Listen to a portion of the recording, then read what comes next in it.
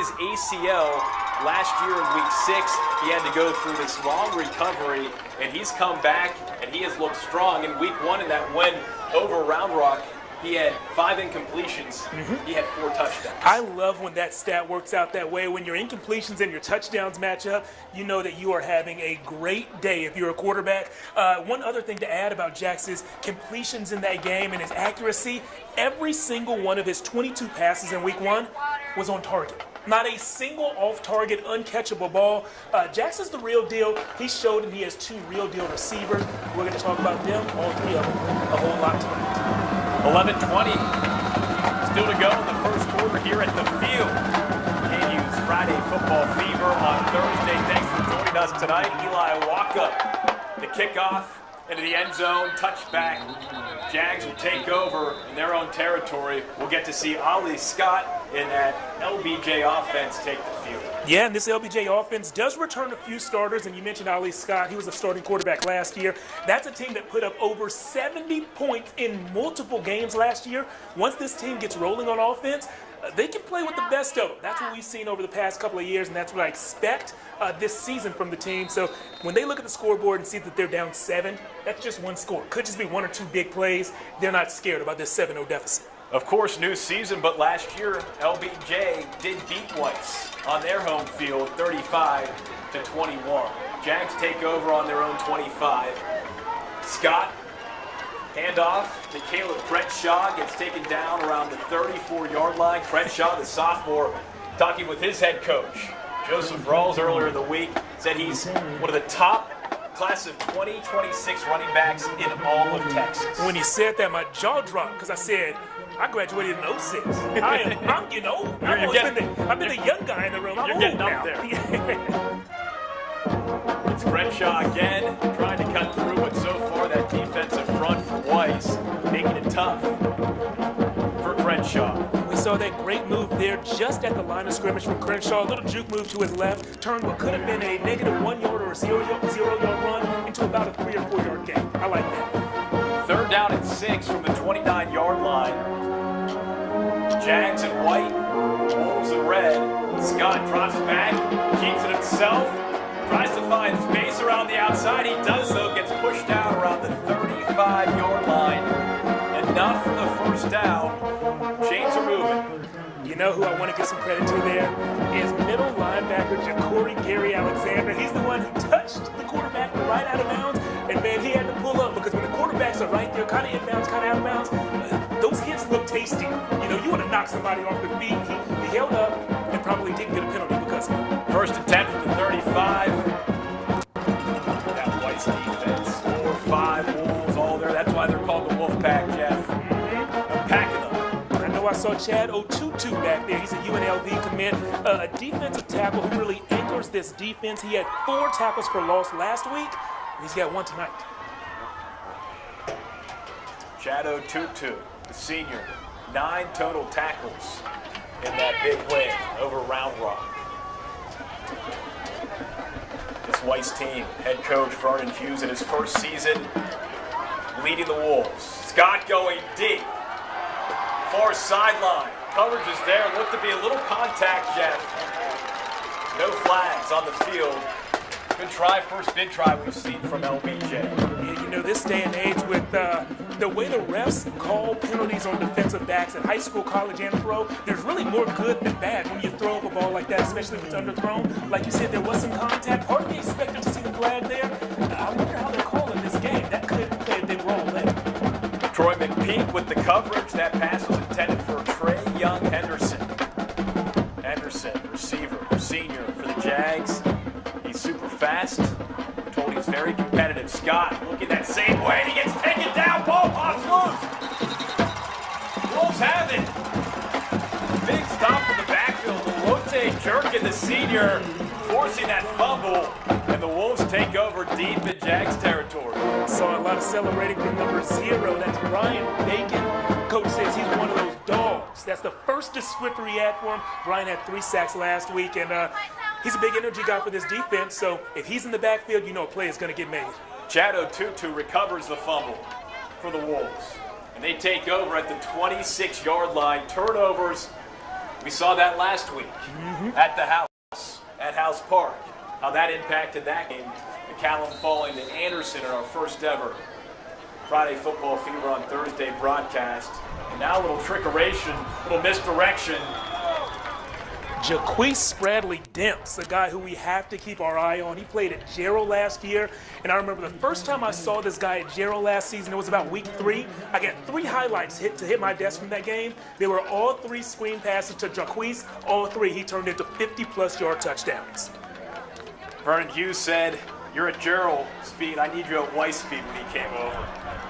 Quickly followed up that with no offense. So any Cougars fans who are listening right now, please don't take offense. But more importantly, please don't change the channel. Braden Woolley taking that one a couple yards. 2nd down and 6 from the 22 now for Weiss. Heads up play by Braden. That ball rolled back to the quarterback. Braden didn't wait to see what happened. He made a play. Brown Wilson, what a play, what a throw, what a catch. Look, Ma, one hand. Man, is he special. There's a reason why Oregon was like, hey, you're going to come visit us. We know you're from Alaska. Oregon's kind of close to Alaska, certainly closer than TCU. And you know what? When I talked with Adrian Wilson during the preseason, he said, look, that was kind of a homecoming. When I was there, I knew I had to be there. The 4-star wideout with the touchdown. He had 2 last week. He now has 1 tonight. Walk up. Extra point, 14-0. Early and quick lead for the Wolves. 8:37 left in the first quarter. You know what I take away from that tidbit you just told us? I think that's a big miss for Alaska Tech.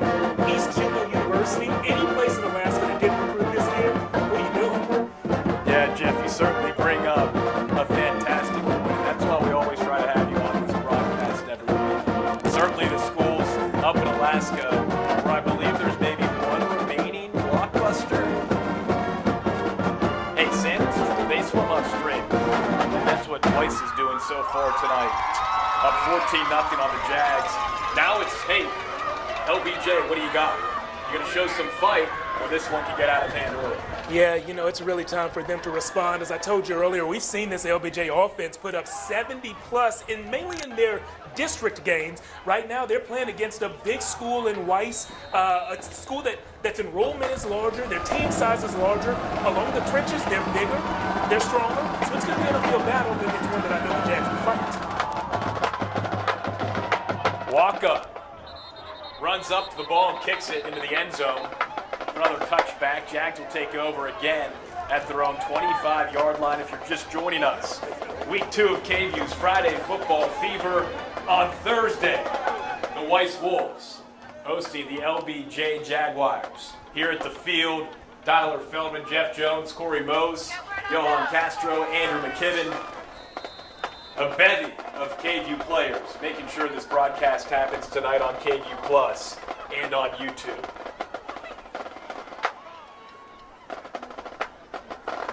LBJ last year 9-3. They were 7-0 in district. A lot of two-way players, smaller numbers, and this Weiss defense having their way right now. Big tackle in the backfield there by Styles Goodman, the senior. He's committed to Navy, and you know if you're committed to Navy, you're tough and you're pretty smart. Tough, smart, and hey, a great linebacker as well. This Weiss defense has D1 players at each level of the defense. The line, the linebackers, and the DBs. They're going to play a lot of good football this year. 2nd and 12 from the 23. Scott hands it off to Crenshaw. Crenshaw zigzags his way for a few yards. Flag on the field.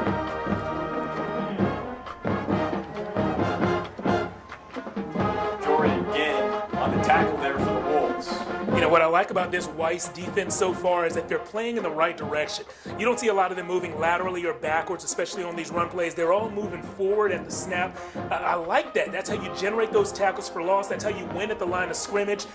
This Weiss defense is showing me a whole lot. It's early, but they're showing me a whole lot. Chop block on the offense.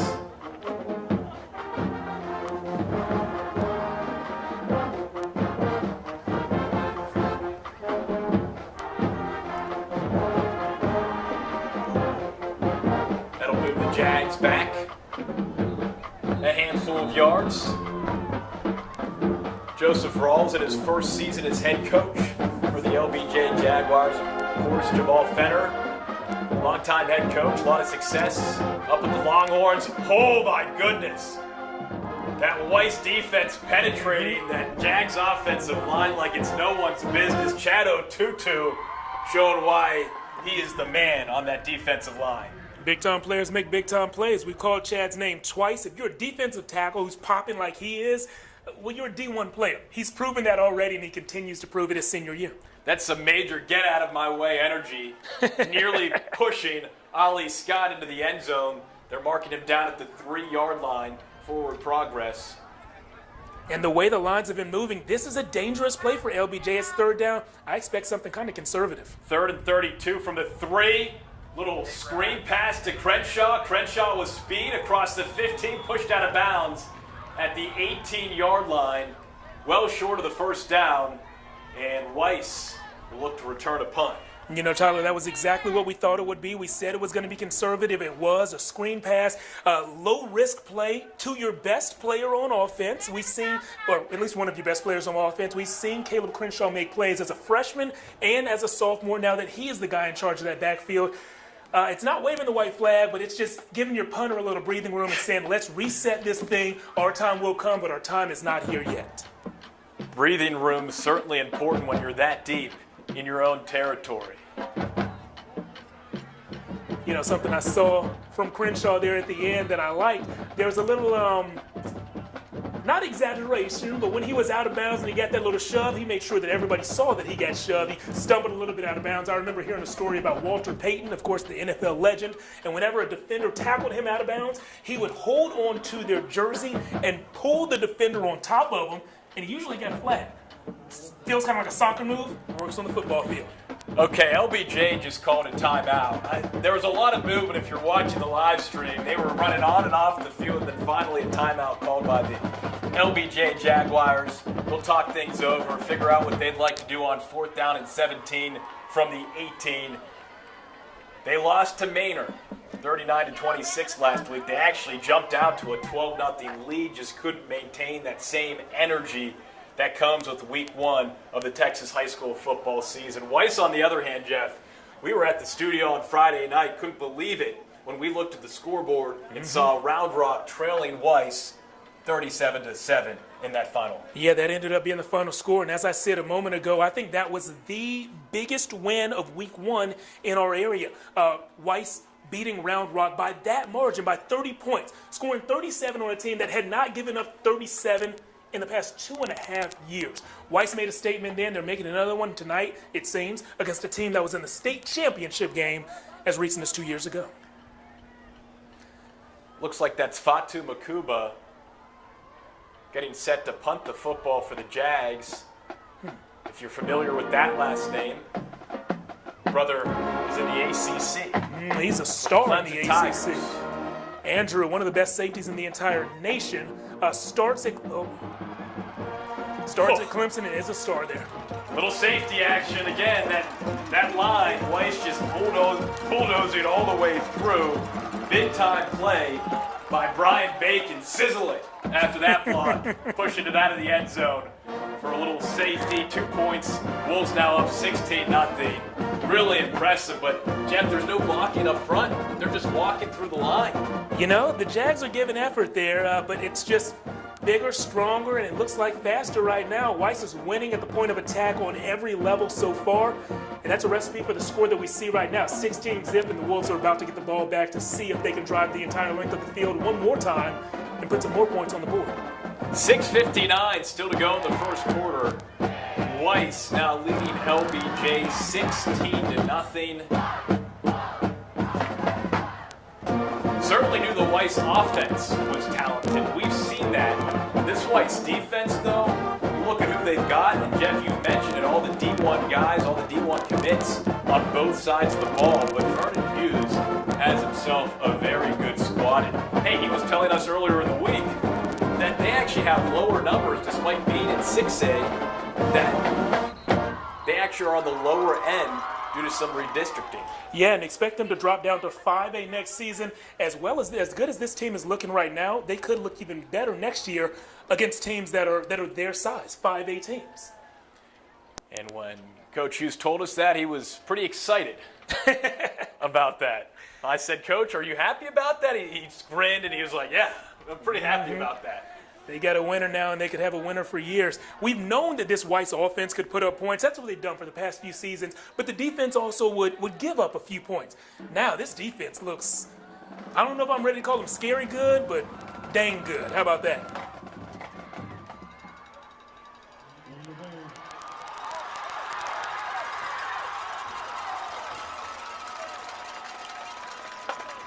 Big time return by Daniel Berry.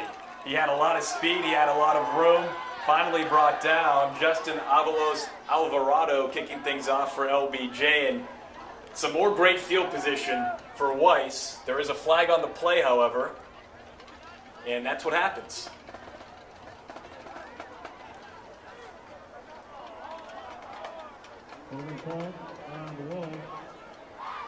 Holding on the Weiss Wolves, that'll bring them back and do away with that nice return.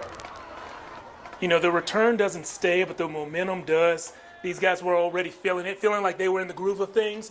And now that return, even though they brought it back, like as a player, you feel like, oh, I did kind of get pushed around on that play. I did see him sprint right by me. Like that feeling, those emotions are still in the back of your mind, even if the yards were taken off the play.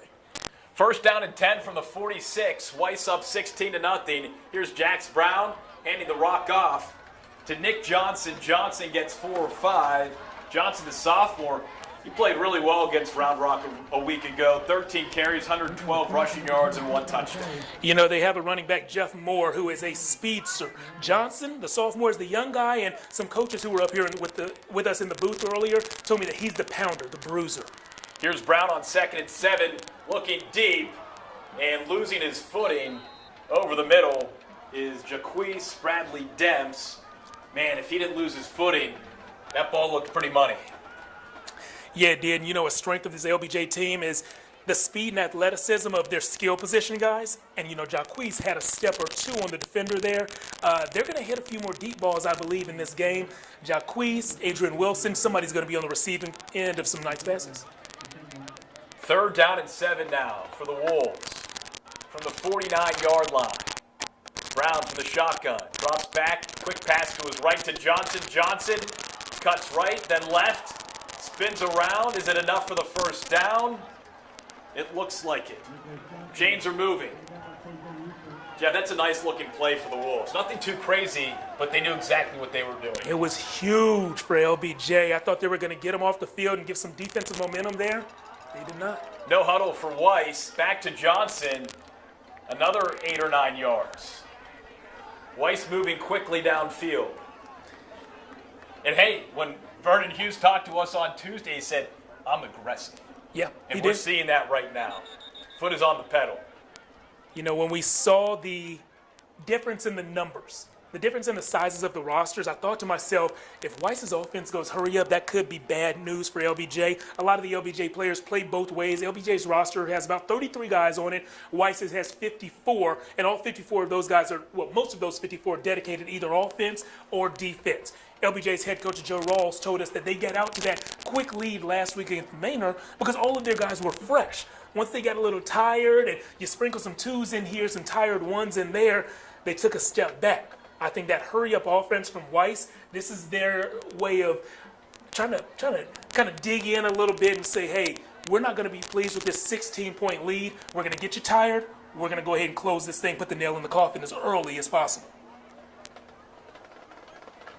And to that point, Jeff, head coach Joseph Rawls just called his second timeout with 5:41 still to go in the first quarter. Weiss leading 16-0.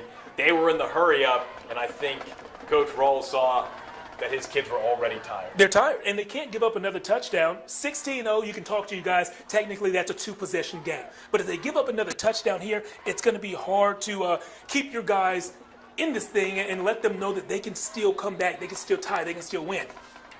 Brown on 2nd and 6 from the 38. Rolls right, throws on the run. Adrian Wilson wide open and into the end zone for his second touchdown of the game.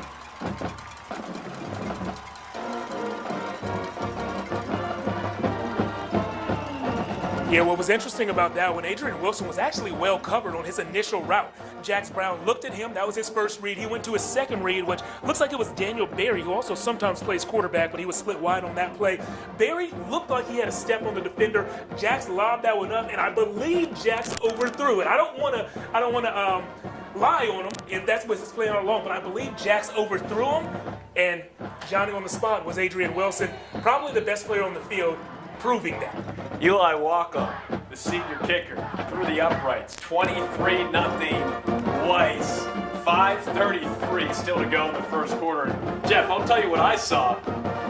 The way that play was designed, there were 3 Weiss wide receivers all in the same triangle, and it just so happened that maybe that's the play where, hey, Jax, if you overthrow one, well, then you got Adrian right behind him to make the catch. A safety net of sorts. That'll be his nickname from now on. Adrian Safety Net Wilson. Whenever your quarterback's feeling in danger, just throw it up to number 1 and let him do his thing. What I think might have happened there is you had one receiver, number 12, continuing his route, which was right up the seam there. And then you had 2 other receivers seeing Jax Brown scramble out to the right. And they said, oh, my scramble rules. When he scrambles, one guy needs to go deep, one guy needs to hit the near sideline. And that's how they all kind of ended up in that triangle. It worked out right there, but what that triangle really does is draw defenders to the same place as well, which could be bad news. It wasn't on that Weiss touchdown. Another touchdown pass for Jax Brown.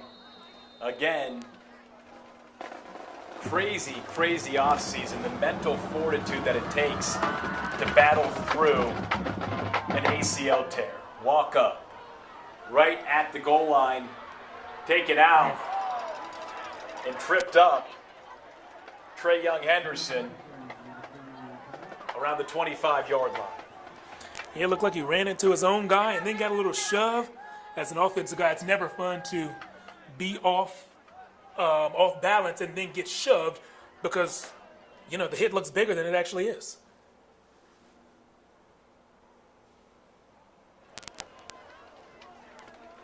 $5:27 to go here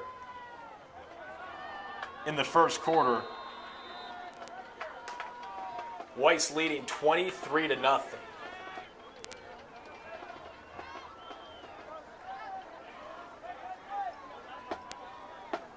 First down and 10 from the 22. Ollie Scott fumbles a snap, and look who's there. Brian Bacon there to wrap him up in the backfield. Yeah, he was there. I think Chado Tutu was there to clean it up as well. Both of those guys have been in the backfield all day long. At this point, they're kind of just padding stats. Brian Bacon had 3 sacks last week. He's already been in the backfield all day today. Chado Tutu, 4 tackles for loss and 1 sack last week, adding to those numbers right now. 2nd and 18 now from the 14-yard line. We'll see what this Jags offense is made of. Wolves defense has been stout so far. Scott in the shotgun, drops back, fires, right side. Fatu Makuma fighting. Doesn't want to go down until he does get taken down. Extremely impressive fight after the catch right there. But that play exemplifies what we've seen all game long. Every single thing that the Jags get, they're going to have to fight tooth and nail for. All of that fight for 8 or 9 yards. And that's the fight that the Jags will need to employ the rest of this ball game. Already down 23 points. Still 4 minutes left in the opening quarter. 3rd down and 2 from the 30. Scott, shotgun, drops back, looks right, rolls left, fakes, and look at that speed, 40. Finally dragged out of bounds around the 15, looked like a horse collar. We'll see if the flag is thrown. I'm extremely shocked we didn't see a flag there. That's the wrong call. You got to take your flag out of your pocket there. He was ridden out of bounds, and I'm okay with that. But the fact that he went down to the ground, probably 3 or 4 yards out of bounds, it was at least 2 steps out of bounds. I'm not okay with that, especially at the high school level. That's not okay. Certainly looked like a horse collar from up here in the broadcast booth. Nonetheless, first down for the Jags. First down and 10 from the 49. See what the Jags can do here. Trips left. Scott, wide receiver screen, finds his guy. Antoine Baker, they call him Sticks. And Sticks doesn't move the sticks on that play, but gets about 4 or 5 yards. Yeah, they say he's a thin guy. Tall guy, thin guys. They call him Sticks. The legs kind of look like sticks out there, but he gets those legs moving fast. One of the best 400-meter runners on the track in all of the state, and he's only a sophomore. He's a baker, you know he cooks. 2nd down and 4 from the 45. Scott. No man's land. Intended for Yaheem Riley. Well overthrown out of bounds near the Weiss sideline.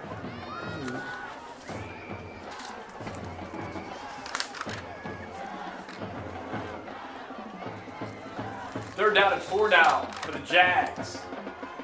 From the Weiss 45. Scott has 2 receivers to his left. Getting the play from the sideline. Beautiful evening here in Austin. Interesting. You know, I didn't expect to see the run there, but that gap just opened right up on the left side between the guard and tackle, the B gap over there on the left side. Great, and I think that even if he was a yard or so short, I think they would have hurried to the line and done the same thing again. Nice run, the best run we've seen from the Jags all day. Caleb Prenshaw getting that first down. He's got balance, vision. He's tough to bring down. Eric Matthews and Jay Faulkner, the left tackle and guard, clearing the way there for him. First down and 10 from the 41 for the Jags. Trips right. Here's Scott, quick pass to his right. Riley's there, loses the football, able to recover. Bounce right up back into his hands, taken out of bounds. And you know, for the first time this evening, I saw the Weiss DBs in press coverage there. All night long, they've been playing off, kind of inviting those short, quick passes. They were pressed up this play, and I think that kind of threw off the LBJ receivers a little bit. Their timing was different than it's been all game long, and we saw the result right there. Jags, can they make something of this third drive of the game? 2 minutes left in the first quarter. Trailing Weiss 23-0. Here's Scott, immediate QB keeper, dragged down by Styles Goodman. This Weiss defense, Jeff, they're all over the field. They are, and I'm really curious as to what we're going to see on third down here. I believe this is 4-down territory when you're down 23 in the middle of your best drive of the game. So I want to see if we're going to go with a play that's designed to get maybe 6 yards at minimum here to make it 4th and manageable on the next play. Third down and 11 from the 42. Scott from the shotgun. Got a man in motion. He's pushed back. Ball deflected. Lowote jerking, jumping up and swatting it down. Boy, that's some good defense. And really offensively, Scott was just backpedaling, had nowhere to go. Yeah, it was a screen pass again, and Scott did a good job of inviting the D-line to him. On the screens, your O-line let the D-lineman go, and it's your quarterback's job to say, hey, you're here, keep coming, away from my running back, come close, I'm going to dump it over you. He did everything right except dump it over him. He dumped it right into their hands, and now you're sitting at 4th and 11. Judging by how slowly they made the decision to send the punt team out, it was not an easy decision, but it looks like the punt is what the Jags are going with right now.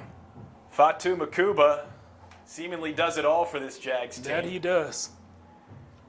High IQ, smart guy, athletic, knows the game. Sam Houston State commit, gets the punt off. Returning from about the 12 is Jacques Bradley. Oh! Wow! Oh! Oh! Hey now! That was Peyton Morgan, excuse me, and Peyton Morgan showing off the hops. Texas Tech commit. Yeah, very impressive right there. And you know, the hurdle is always a really risky move to pull. All it takes is a defender raising up about an inch or two, clipping your heel or hitting you somewhere where you don't want to be hit when you're hurdling over another man's helmet. But that didn't happen here. Very risky move, but it paid off. Looked great. He's like, I know I'm going to be on KVUE's Friday Football Fever on Thursday. I need to show it off. Penalty on the Jags. That'll give Weiss some more yards and better field position.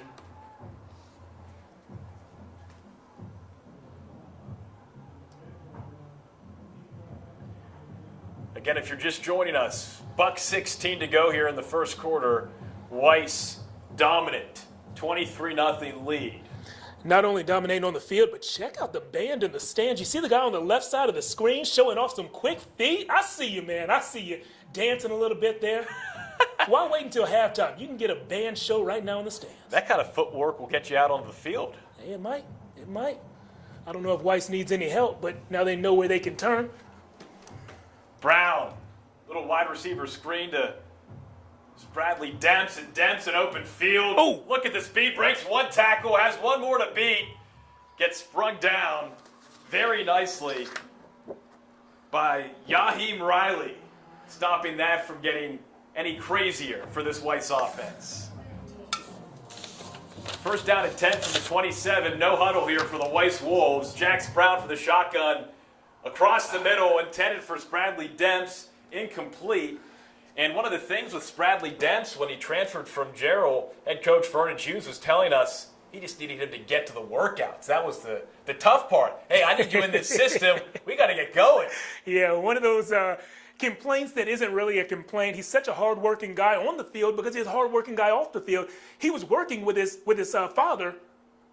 Free play. Brown, contact there. Makubo had a hand on Wilson. Wilson's looking for the flag. I saw some movement on the offensive line, defensive line. Still see, okay, there's a flag finally on the far side. Bradley Demps spent the offseason working with his father, putting in so many hours, earning so much money, helping the family so much that it took away from his weight room time and learning the playbook. But as you can see, through a week and a half of this regular season, he's learned it just fine. Offside on the Jags. That'll make it second down and 10 from the 22-yard line. Here's Brown from the shotgun. Quick slant, intended for number 11, Luis Aramillo, the senior. Incomplete, so it's third down and 5 now from the 22. 42 seconds left here in the first quarter. I don't know that the quarter could have gone any better for the Wolves. These guys have shown it on offense, defense, and even special teams. They're here to play, sending a message to the entire state. Brown back. Johnson, nicely done defensively there for the Jags. Great tackle. Brandon Waits did not wait to make that play on Nick Johnson. Johnson doing things the right way on that play and did the right things 3 plays ago. That Bradley Demps pass and catch that went for all those yards, Johnson laid a nice block. Brown, quick snap, just pushes forward. It was 4th down and 1. And gets the first down. Chains are moving, so you see that leadership, that toughness from Jax Brown. Yes, he tore his ACL a season ago in Week 6 against Temple. Devastating. Devastating. That's never fun, especially at the high school level, when you have so much pressure you're putting on yourself that every snap really matters to get those looks. But after 1 quarter of play, it's Weiss 23, LBJ nothing. You are watching KVUE's Friday Football Fever on Thursday, the live stream on our YouTube page and KVUE Plus. It's been all Weiss, offense, defense, special teams, as we said. These guys, they look like they're on a different level so far tonight. I'm a little surprised, actually, at how well they're faring against this Jags team. This Jags squad is very young in the trenches, and that's showing. And actually, on the other side of the coin, Weiss says usually their skill position players are the ones that they showcase the most, but because their O-line is so good this year, they had to kind of change their philosophy on offense. So you have a team that's oldest, most experienced players on the trenches, and a team that is very young and inexperienced in the trenches, and this one's going about exactly how you would expect.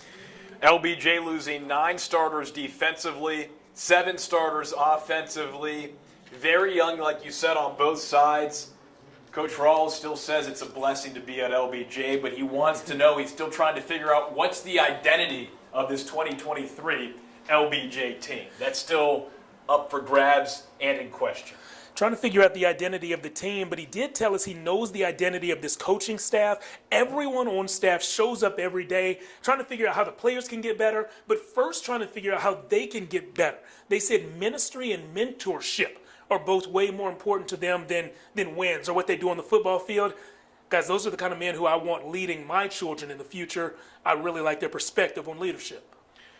No doubt. The chain gang on the far sideline, they have it figured out. Second quarter about to get underway here from the field. Perfect night in the city of Pflugerville. Jax Brown on first down and 10. Takes a snap over the middle and sails it high. Intended for Jalen Brazel, the senior. He's called the unsung hero on this team. He had 2 catches for 33 yards last week against Round Rock. He had him just a little high, Jeff. That might be the first uncatchable pass that Jax has thrown this season. Everyone is human. It's okay, Jax. Second down and 10 from the 16. Nick Johnson on Brown's right hip from the shotgun. Hands it off to Johnson. Johnson curls left, sneaks inside, gets past the 10-yard line. And Jeff, you were talking with some of the coaches up here before the game. I see what they were talking about. I'm a sucker for a running back who falls forward on every single carry. That's what we've seen from Johnson. This guy's only a sophomore. I don't know where his recruiting is now, but I have a feeling I know where it will end, and that's what some big-time D1 offers. 3rd and 4. Spradley Demps tapping his chest. That's my bad. He knows he moved early. Sometimes you just get excited. You know what? I love the honesty there. That was me. Hey, teammates, coaches, refs, everyone know that was me. Maybe that was strategic. Maybe he wanted to catch a 15-yard touchdown instead of a 10-yard touchdown. 'Tis the season of fantasy football as well.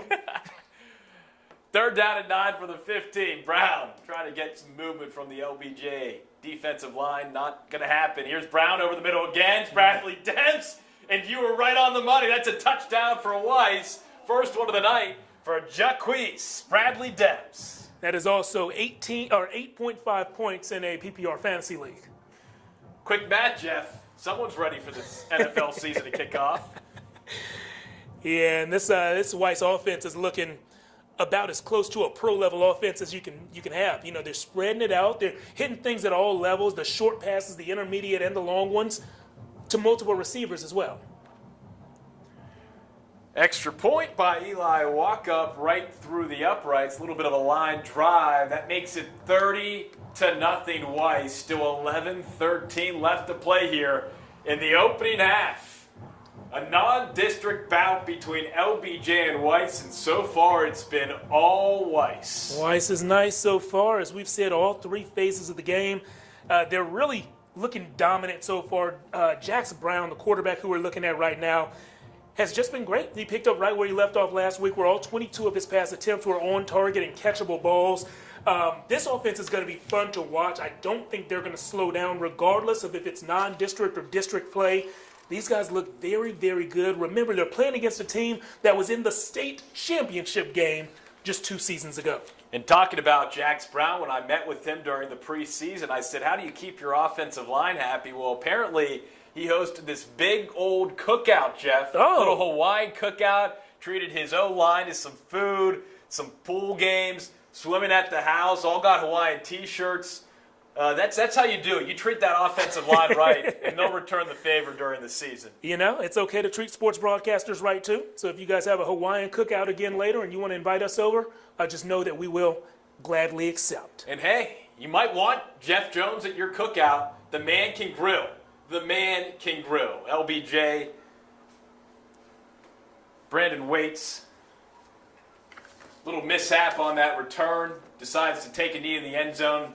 Jags will get going on their own 25-yard line, down 30 points early on in the second quarter.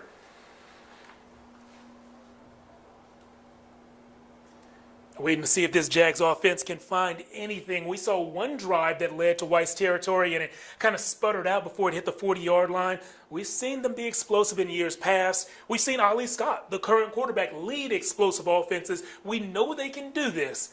They have athletes on the outside. They just have some young guys in the trenches. Let's see if they can give their experienced quarterback and their athletic receivers time to connect.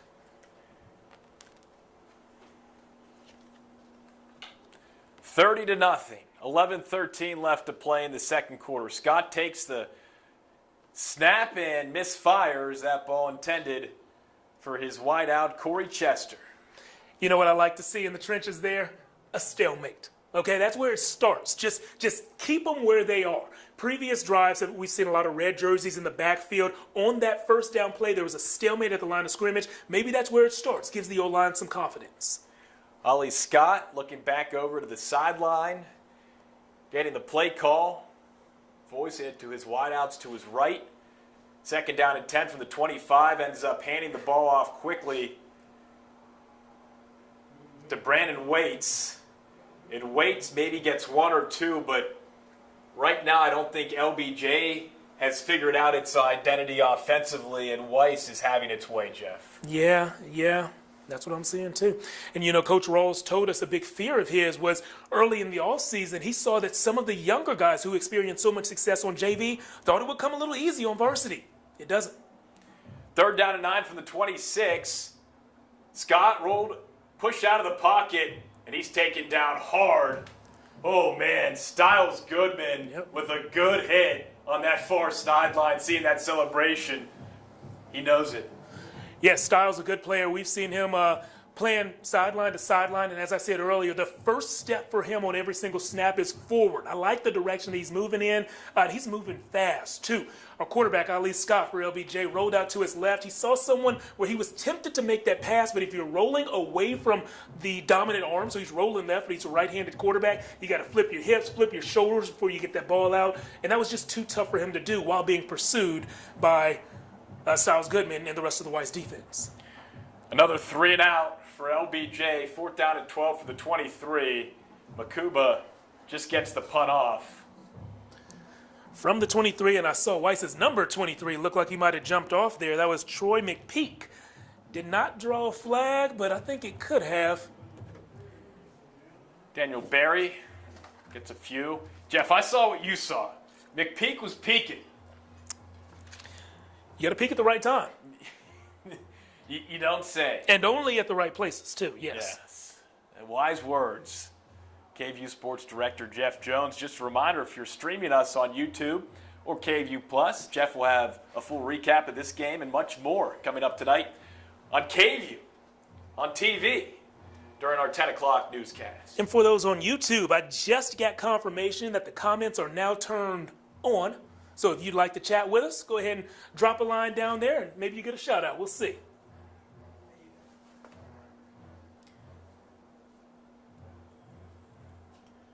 You can chat with us on YouTube, or we got some chatters in the broadcast booth now. There we go. Friends are welcome.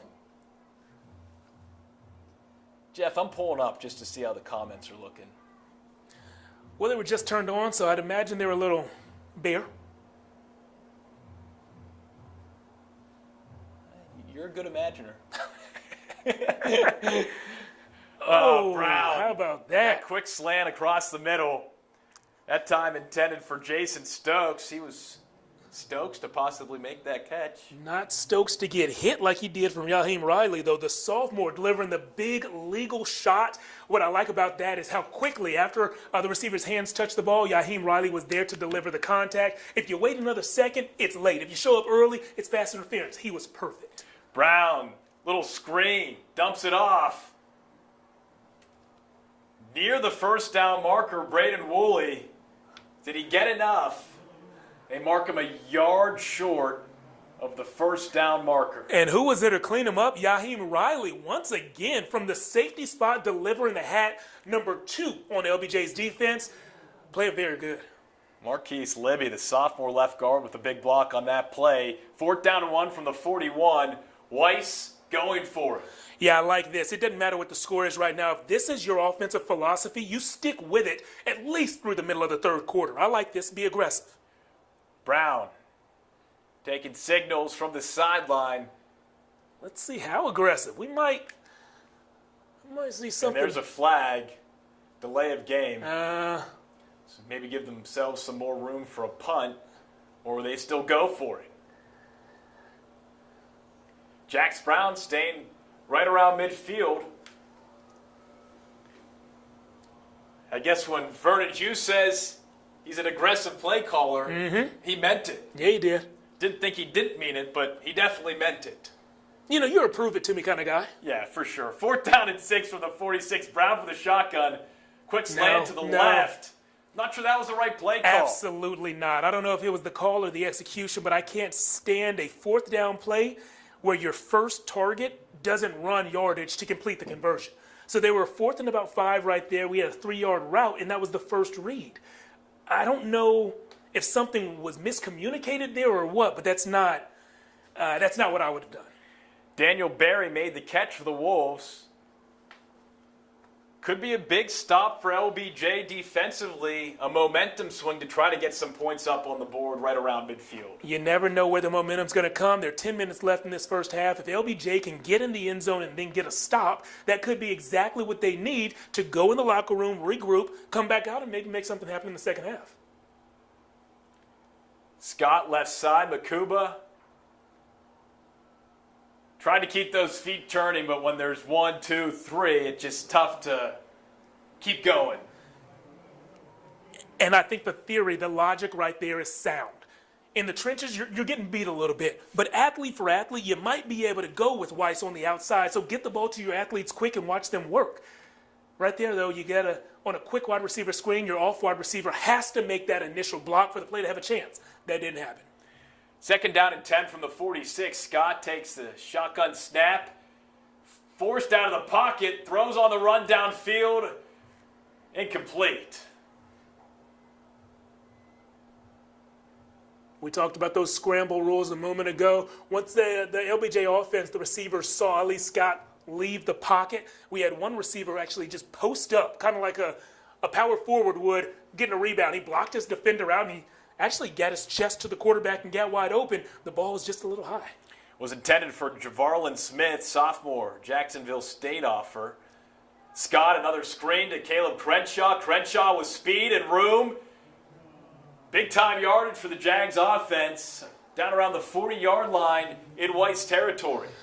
Yeah, great play. You know, we've seen the screen game work for LBJ off and on in this game. What I know it's also done is getting the mind of the Weiss defenders. Brian Bacon made the tackle there, and I loved the effort on that play to come from the backside and make a tackle 25 yards down the field for a big man. But I did see him earlier in this series slow up on a pass rush and look around. He was wondering if the screen was coming. So they are kind of getting in the heads of the Weiss defenders with these frequent screens in the first half. 1st down and 10 from the 40. Scott hands it off to Crenshaw. Crenshaw breaks free up the middle. Spins out around the 28-yard line. Here we go. The Jags making some noise. 8:30 left in the second quarter. And that's what we said a moment ago. Athlete for athlete. You know, these guys can play. The Jags have some track stars, some football players, some great athletes. So once you get them in open field, they can go. It's just getting them there. And they got Caleb Crenshaw, one of their best young players, in the open field on that play, and he showed us what he can do. 1st and 10 from the 29. Scott, 2 receivers to his left, 2 to his right. Looks left, fires, finds his guy, Javarlin Smith, out of bounds, far sideline, near the 1st down marker. Looks like Tyler gats chalk, gats a flag. Could have been a late hit on the quarterback there. I know that he broke through the LBJ offensive line very quickly. Yep, roughing the passer right there. That is not what you want to see if you're on the Weiss sideline. But hey, for LBJ, this is the recipe that we told you to look out for. If they can get in the end zone here and get a stop, and it's happening so quick. This drive has only taken about 1 minute and 35 seconds so far. If they can get in the end zone and then get a stop, they could get the ball back. We could blink and this could be a 2-score game, 30-14. Certainly a positive outlook, Jeff. 8:10 left. Scott to Crenshaw, and Crenshaw. There he is again. Styles Goodman. That man is all over the field. Mm-hmm. Going to Navy, certainly anchoring that defense right now. Yes, he is. Styling and profiling. He's a good man. You win. 2nd down and 12 from the 13. When you come into the kitchen, better get set to cook. Drilling happens outside. Much like Weiss's defense is doing to LBJ right now. 2 or 3 Wolves. That's the pack doing some damage. Gavin Sherman there on top of the pile. Let's go back to grilling and how it happens outside. What's your favorite barbecue thing to eat? We're talking grilling, right? It's anything that you make, Jeff. My man. My man. All these great barbecue shops. I'm going to Jeff's shop. Here we go. 3rd down and 14 from the 15. Scott, corner pocket, far side. Contact early. No flag, no catch. Oh, man. Yeah, so this is the second time, and I hate to do this, but this is the second time in the first half that I'm just going to tell you the refs got that one wrong. I wish that we had an instant replay function where we could show you exactly what we saw here. But who's that? Add that to the to-do list. Fatu Makuba, that's... Fatu Makuba beat him off the line of scrimmage. Ali Scott gave him a good ball inbounds towards the back pylon, but not putting him in a bad situation between the goal lines and the defender. It was a good route, a good ball, and good pass interference because it wasn't called. Justin Avalos Alvarado coming out to kick for the Wolves. And there's a flag on the play.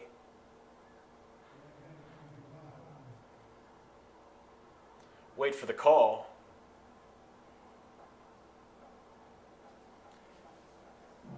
Looks like it was on LBJ. They're moving backwards. We'll see what the leg of Avalos Alvarado is made of. It was a 32-yard field goal. And for those of you who are used to watching college games, you're thinking 37-yard field goal, that's a gimme. Not always on a high school field. Heavy pressure from Weiss special teams. Avalos Alvarado, never even a chance to really get himself set and get a good kickoff. They put 3 on the board. Did that go through? No, they're taking the points away. I like that they took them away one by one there, too. We didn't go from 3 to 0, guys. We went from 3 To 2. 2 to 1 to 0. As we get a cool little look at the field scoreboard. Pflugerville ISD. What a night for some high school football on a Thursday night. Just beautiful. And they're basically pointing. That's us right up there. If you're looking, let's see. If we wave, can we you see wave? it? Can you see us? No, I think we might have to turn a light on. No, or I think something. you can kind of see us. Okay, it's gone. Now we're seeing what we actually want to see, the game. Jax Brown handing the rock off. And boy, Weiss is averaging a ton on every single play. They are getting yards and yards and yards. Oh, man. Braden Woolley, the junior, he had 11 carries, 84 yards and a touchdown and win last week against Round Rock. The junior, they've got 3 running backs that can really make it happen, and we haven't really seen a lot of Jeff Moore, who had some crazy offseason stories about consistently running a 4.340. Yeah, we'll tell you that story when he actually breaks a play, because I believe he will this game, but suffice it to say that dude is really, really fast. Brown finds Jaquise, Spradley Demps, and things are getting out of hand. There is some pushing, shoving, some elbows being tossed, and when you're down 30-0, emotions tend to fly. Coaching staff for Weiss trying to push the Jags back, saying enough is enough. Major late hit defensively by LBJ. LBJ coaching staff now out around midfield to cool the tempers down. But you'd never like to see that, Jeff. Major late hit. Yeah, it was late, and it was our guy, Yaheem Riley, number 2, the safety, who's been making a ton of plays. And, you know, as we said earlier, there was 1 or 2 late hits that LBJ was on the wrong end of. You keep on not calling those late hits, and you have to kind of expect the defense is going to say, okay, it's tit for tat. You hit our quarterback late, we can hit yours late. Rawls, Hughes, both shaking their heads, certainly not pleased with that kind of situation. Still 6:47 to go here in the first half. Weiss leading 30-0. Nowadays, when you see that kind of stuff on the sideline, everyone in the stands pulls out their cell phone and says, let me get some video of that.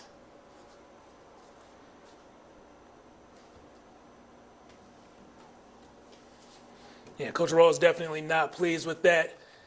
Not a lip-reading expert, but typically those coaches are, imploring the other staff, You get your guys, let me get my guys. And it seemed like maybe that was the tone of his message there. In the most respectful way possible, keep your hands off of my players. I'll come and get them.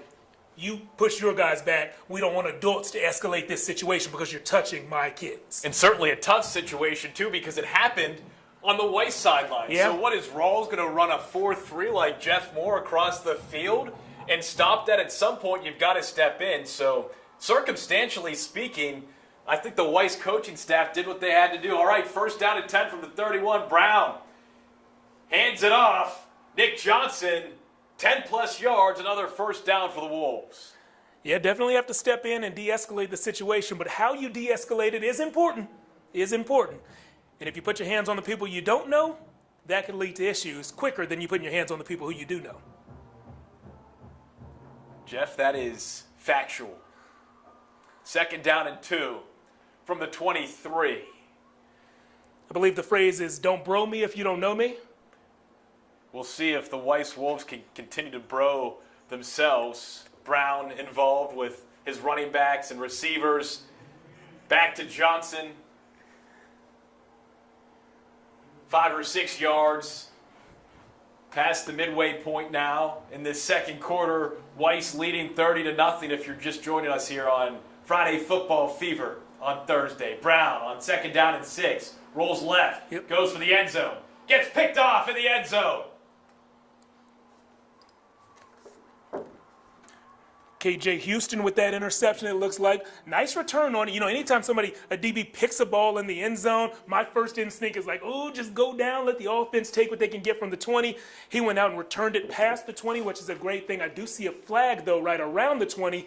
I don't know if that was on the return or if that was before the pass. Wesley Trevelyan, the senior left tackle, ripped his helmet when coming off the field, too. So, flag on the field.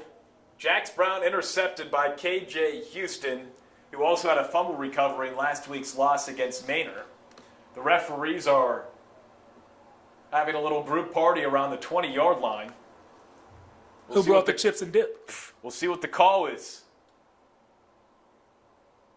You know, you can't trust anybody's dip, especially if it's homemade. It's a hold on the offense, and then a chop block on the defense after the interception. So LBJ will take over, trailing 30-0 with 6 minutes to go here in the second quarter. So big turnover for the Jags. We'll see what they can do with it offensively. KJ Houston, the junior, with the interception in the end zone. Trying to turn this momentum around for LBJ. Yeah, it's not the stop that we expected when we said LBJ can get a score, a stop, and potentially another score before halftime. They didn't get the score. They got a stop in an unexpected way. But here they are with a chance to gain some momentum before taking it in for halftime.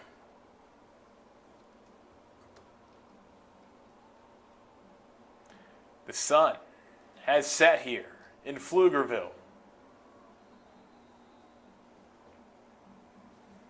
First and 10 from the 11 for Ali Scott. Takes a snap. Looks left, and just goes down. He just goes down. Chad Otutu was there, and I think when you see a UNLV commit like that, who's that size and that large and has played that well, you kind of just say, hey, I think I should just go down here. Yeah, Otutu made an appearance back there, but we've seen that lateral speed from Ali Scott. He could have easily beaten him to the sideline. I think it was seeing Styles Goodman pull the chain is what we used to call it. When you see the quarterback break the pocket, as a linebacker, you leave your coverage duties sometime to pull the chain, to run straight at him, force him to pull up. Ali Scott saw Goodman pulling the chain, went to the ground. 2nd down and 14 from the 7. Scott ripped down Tariq Monroe. Right around the goal line, they're saying he's down at the 1-yard line. This Weiss defense just having its way. Flag on the play, though. Yeah, there's just not enough time. Not enough time for Ali Scott on any play. And he was aided by a hold on his offensive line right there and still didn't have enough time. If you can't get the athletes the ball, it's hard to make them work, and they just don't have the time to get on the ball. Penalty on the Jags declined, so it'll be 2nd down and 20 from the 1-yard line. We've already seen one safety early on in the first quarter. Will we see another? Weiss running its 4-2-5 defense. Zone blitz, 0-2-2, screen pass. Well played by Scott. He finds his guy. Brandon waits to get a little breathing room. Not quite a first down. They still got 12 yards to go, but enough room to at least say no safety. Yeah, and it looks like the offense is still on the field. It's confusing me a little bit because fourth and 11 from your own 9. Okay, there we go. The punting's dogging out now. Yeah, see if you can flip the field and see if you can just get this thing to halftime. That's really all you can do at this point. You didn't think they were going to go for it? And see, now we're battling the play clock. It's down to 5, 4, 3, 2. There it is. Did Rawls get his final timeout in? I don't see a Does flag. not look like it. We just saw the ref signaling. Yeah, they're backing it up now. 30-0. And when we spoke about how shocked we were that the offense was still out there, that's the result of that. You got to make that punt decision quicker and get your guys out. Makuba punts it around the 37. Barry down this near sideline, bounces through down to the 3. What a return by Mr. Barry. Sweet. The sophomore. Plays wide receiver, backup quarterback, returns kicks, returns punts. He had 5 carries for 27 yards last week. He had 1 reception for 6 yards last week as well. He's a do-it-all kind of guy for this Weiss team. Yeah, definitely not what you wanted to see if you're LBJ. I mean, these guys a moment ago were very close to getting in the end zone themselves. They had what I think was a bad call, keep them out of the end zone, and instead of making that lead narrower, they're staring at maybe a 37-0 deficit at halftime. 1st and 3 from the 3. Brown hands it off. Easy peasy. Braden Woolley. Touchdown Wolves. 36-0. That's about as easy as it gets. 1 play, 3 yards, another touchdown. Yeah, and we have another little scuffle going on, and see here we have coaches going to get their own guys, which I think is the way to do it. Trevelyan, he was fired up last time. He's fired up again. Rips his helmet off. And at this point, Jeff, we've still got 2 more quarters, a full half left of football. And the more lopsided this score gets, I think the more these coaches and officials need to make sure things don't get too far out of hand. Agreed. And I think that's what they're coaching them up on right now. You got to keep your head about you. We're winning this game. The other team may have something to say about it, but you have to control you. Walk up, delivers the extra point yet again. Flag on the play.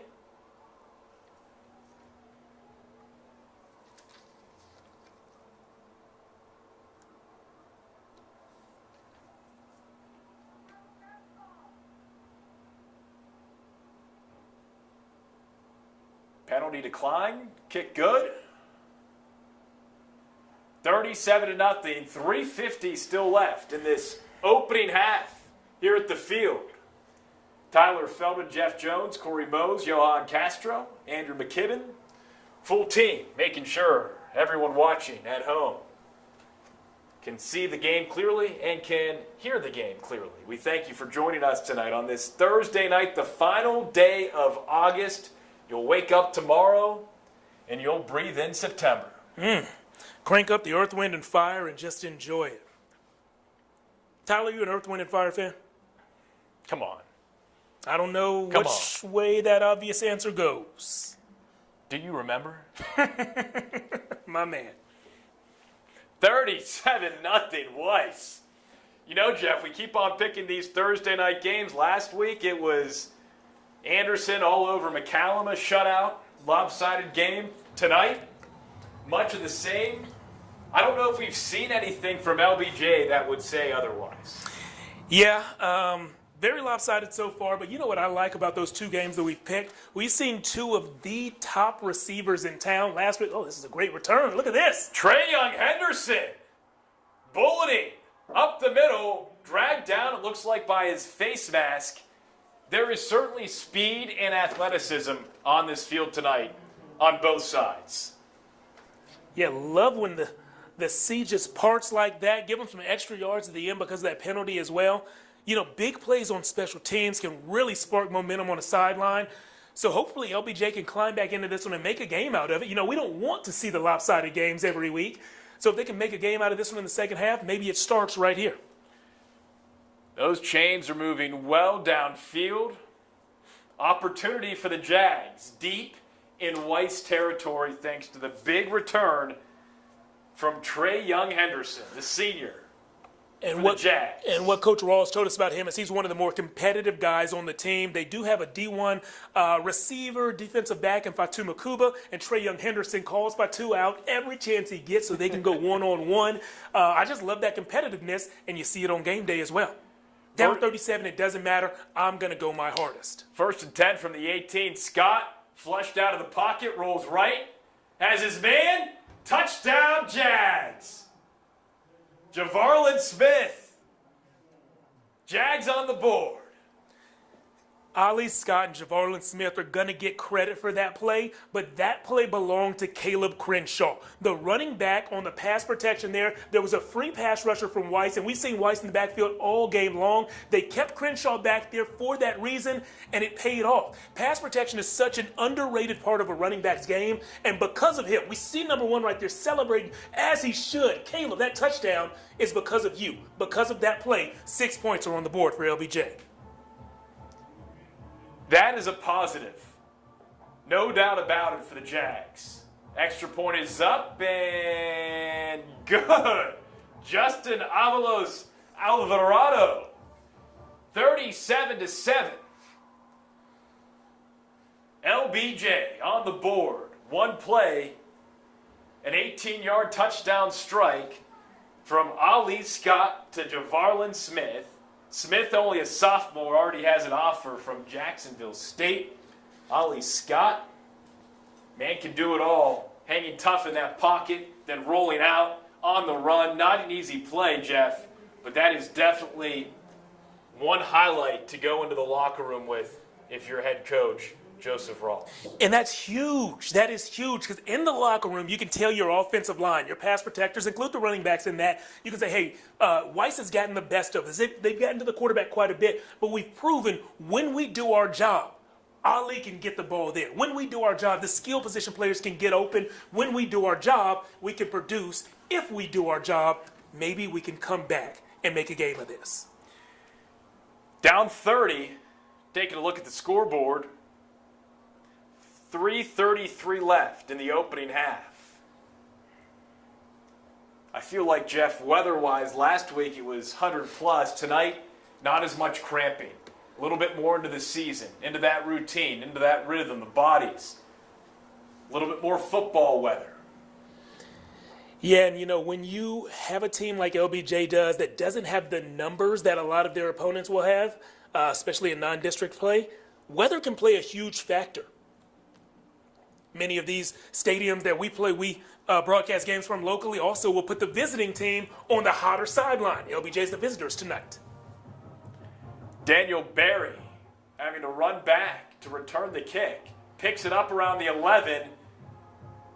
Gets a block, finds a seam, and gets taken down around the 35-yard line.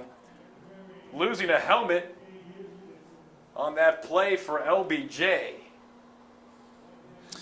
I know you're looking Number for 32, Ricardo Medina. All right, there we go. I knew you were looking for Ricardo's name, but I want to shout out KJ Houston on that play. He made the tackle, but before he made the tackle, he was sure to maintain outside leverage. He lost it for a moment, but got back outside. Had he stayed inside and not regained that outside leverage, instead of that return going to about the 35, I think that return would have gone to the other 35. That's a huge, huge play he made, and it happened before the tackle was made. Jeff bringing the heat and the analysis tonight. You know, I'm trying, man. I'm trying. I'm learning from you. Hey, you know, welcome to the grilling section, man, huh? Yeah. I'm feeling that heat. Don't want to put my fingers too close to the hot stuff. Just do that once, you'll learn. Right now, the officials are congregating around the 35-yard line. LBJ's defense is out on the field. Weiss's offense is standing on the 30-yard line. There's a holding penalty that is being signaled on both the Weiss side, the LBJ side, and then the LBJ side again. Penalties declined per the signals. I think he might have said that those penalties offset. And so in some cases when the penalties offset, you don't enforce either of them. You just line it up right there and play. In other cases when the penalties offset, you replay the previous down. It looks like right here they're going to re-kick it. And we'll see. Typically when you re-kick it, it doesn't end up right back at the same place. So somebody made a good decision here, and somebody's going to regret the re-kick. I was going to say offset, but then he went LBJ offside first. Then he signaled Weiss offside, but then he went back to LBJ, so that would be 2-1. Yeah. Math not quite mathing, huh? When the maths don't math, let's play that play again. Maybe that's in the rule book somewhere. Let's get Justin Avalos Alvarado another chance to kick off.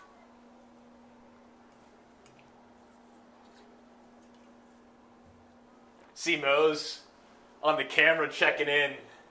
That man just puts a smile on your face. Yes, sir. Yes, sir. It's all about the cadence. All about the cadence. Little KVUE Sports inside joke there. All right, we'll do it again. Barry from his own 15. Looking for some room. Good coverage there from the Jags. Around the 25-yard line. Smith. One of the Jags there on the stop. Again, you look at these sidelines, there aren't many Jags on their sideline. No. That's just the reality. Most of these kids, they're playing both ways. And that isn't easy, especially when you're playing a team like Weiss, who has a little bit of a larger bench and has more players able to not have to play on both sides of the ball. Yeah. You know, Weiss, not a big team for a 6A squad, but definitely a big team for this matchup. And it's paying dividends already. Brown, play action, over the middle. Jason Stokes. Luis Aramillo, making the catch. Keeping those feet churning for a Weiss first down. Wolves going no huddle here. First down and 10 from the 41. Brown hands it off to Johnson. Johnson met quick and early. There's a flag on the play around the 42-yard line. Glad to see Aramillo with the catch and run that sparked this drive. You know, when you're a receiver and you play with two stud Division I receivers, sometimes you get overshadowed, and that's not a fun feeling at all. So it's great to see them share the love a little bit and get Luis involved. And I just think that goes to show you just how deep this Weiss offense is and how many weapons Jax Brown has all over the place. First down and 20 from the 31. Brown, empty set. Quick little wide receiver screen. There's Wilson. And Wilson breaks 2 tackles. Can he break another? 4 or 5 Jags there needed to take him down. That burst of speed, Jeff. I just think that's part of his athletic ability, but when talking to him preseason and talking to head coach Vernon Hughes on Tuesday, this is a confident kid. Mm-hmm. He tells himself, I am that guy. Mm-hmm. And I think that really helps elevate his game. Yeah, he's proven it. You know, we asked a bunch of the receivers It's Bradley Demps across the middle. They like that play, Jeff. Yeah, they do. What I was saying, we asked a bunch of the top receivers in town in the preseason if they cared about being the #1 receiver in town. And Adrian Wilson was one of the few who said, yes, I absolutely do. I am that guy, and everybody's going to know by the end of the season. Injury on the field. Yeah, this is our guy, Yaheem Riley. Sophomore safety who's been hitting hard, making plays all over the field. And you can see right when that play ended, he was kicking his legs. He was extremely uncomfortable. Really hope he is all right. He had 9 total tackles and a touchdown last week against Manor. Never like to see this.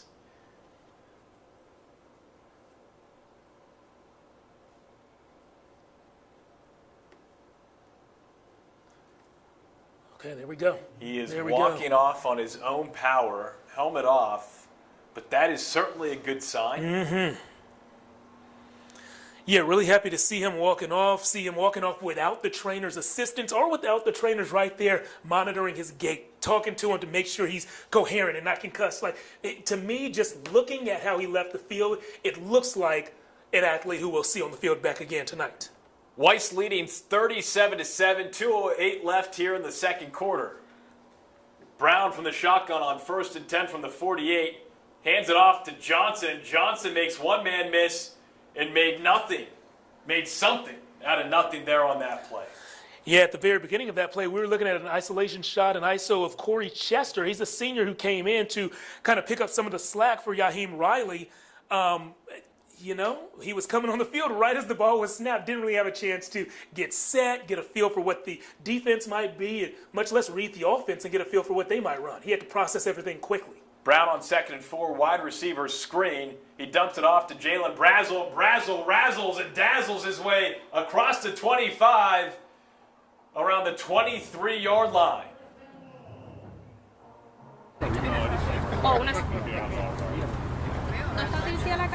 That Bradley Demps, he's nicknamed Debo, because Debo Samuels might be the best run-after-catch guy in the NFL. We see Debo, as they call him, is not the only one on this team that can make plays with the ball in his hand. Unfortunately, another injured Jaguar. LBJ training staff rushing out onto the field.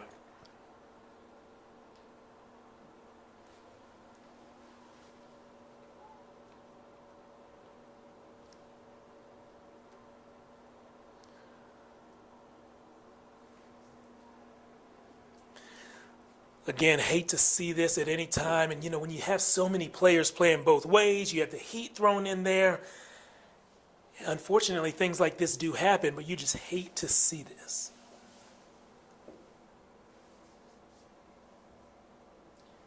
.125 left here in the opening half. LBJ trailing Weiss 37-7.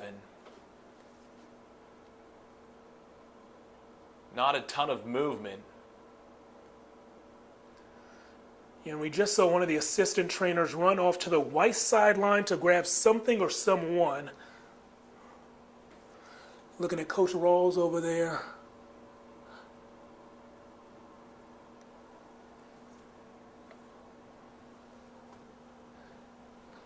And there are limited details that I could share at this time.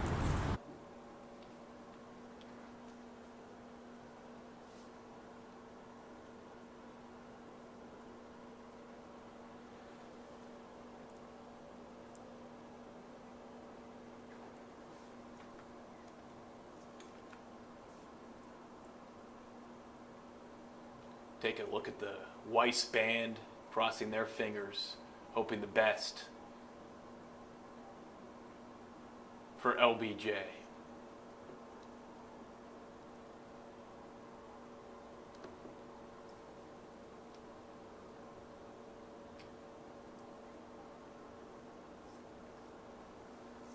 Then across the field, there are the Jags. A little bit of momentum here late in the second half, finally finding the end zone.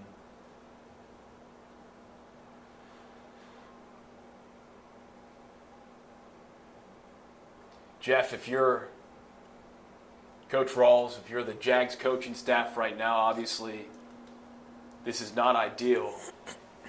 What's your message to the team, players, waiting to see and hope that their guy's okay? As a coach, this has to be extremely tough because you see Coach Rawls walking over to check on his athlete right now, but this has to be extremely tough because you care about the young man who's on the ground and thankfully the young man who is standing up off the ground right now, but you want your athletes to know, hey, he's in good hands. If he can get back, we'll get him back, but just trust that he is in good hands right now and he will be healthy again one of these days.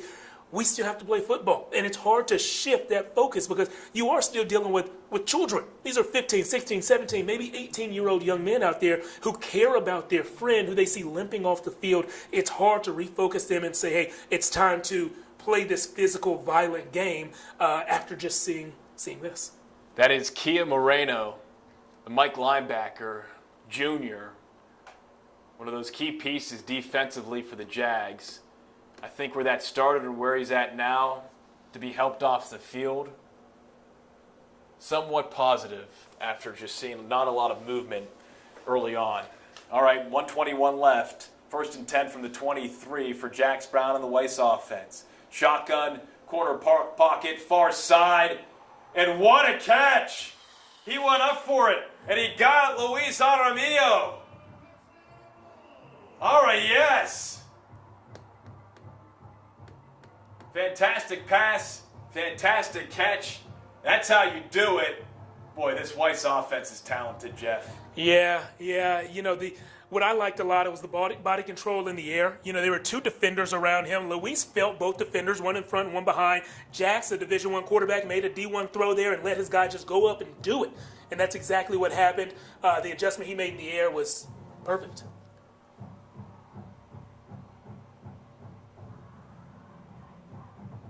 Extra point is good, 44-7.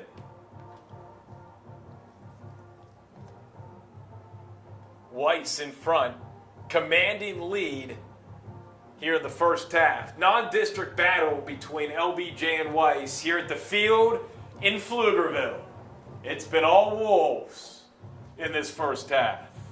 This is KVUE's Friday Football Fever on Thursday. Tyler Feldman, Jeff Jones, Corey Mose, Johan Castro, Andrew McKibben. Love to see the big guys celebrating down there. Chad O'Tutu jumping up and down, letting everybody on their sideline know, hey, this is fun. Let's celebrate. Slap hands.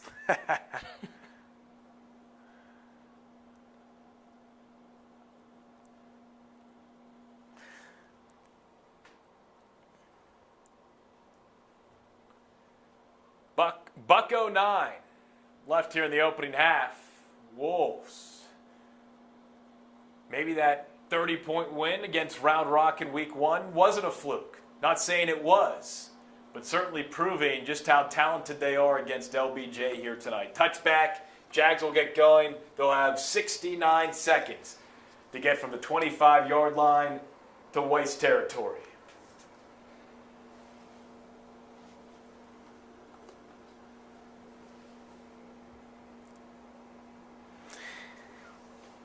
And you know, Tyler, you have to wonder, you never know how a team is going to respond when they see one of their teammates, one of their brothers, one of their friends go down. And so I don't necessarily know that the LBJ defensive backs and players had that in their mind in that last play, but that was the first play after they saw that injury. You wonder if that's still going through their minds right now and if it's in the front of their minds or the back. Scott, far sideline, connects, 7 yards. Javarlin Smith on the receiving end. Gets out of bounds. 2nd down and 4 from the 31. Scott from the shotgun. Another quick pass. Far sideline. Stop and go.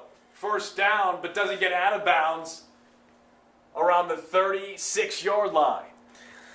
Yeah, that initial step back. I said, okay, he's quick, he's shifty, but he's inbounds and he's wasting time. I would have preferred him to just get out right away. But here we go. They got things lined up. The clock's running again. Fatu Makuba there on the reception. 1st and 10 from the 36. 50 seconds left. Weiss calls it first time out of the first half. Little breather, talk things over. 44-7 if you're just joining us here on KVUE's Friday Football Fever. Yeah, it's been a lopsided one. As we've said before, in all phases of the game, we've seen Weiss make big plays on offense, on defense, and on special teams. Some of the guys who have popped on defense for Weiss, you know, we're always talking about the offensive guys, but some of the guys who have popped on defense for Weiss, you got to talk about Chad Otutu, the defensive tackle who is committed to UNLV. He spent the entire half in the backfield for LBJ. We saw Brian Bacon making a bunch of plays in the LBJ backfield as well. We haven't even mentioned Peyton Morgan, the D1 defensive back committed to Texas Tech, who we know will make plays if given the opportunity. 50 seconds left for the Jags. Scott, quick pass, far sideline, making the tackle. Daley Bradfield for the Wolves. Smith with another catch for the Jags offensively. 46 seconds left in this opening half. Jeff, when we were talking with Coach Rawls earlier in the week, he said the motto this year, the theme this year is raise the ball.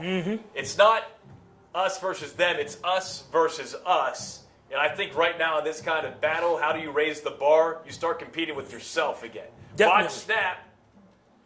Oh, look at Scott making something out of nothing. Impressive athleticism. Goodman looked incidental, right? It looked incidental, but as we said earlier in the game, you know, as an offensive guy, you got to play that up. If you can get 15 yards without snapping the ball, you do it. You do it, and Ali Scott almost made that happen there. As you said, I love him making something out of nothing. This guy's an athlete, and he shows it to us every single chance he gets. 19 on the game clock right now. And they're on their own 46-yard line.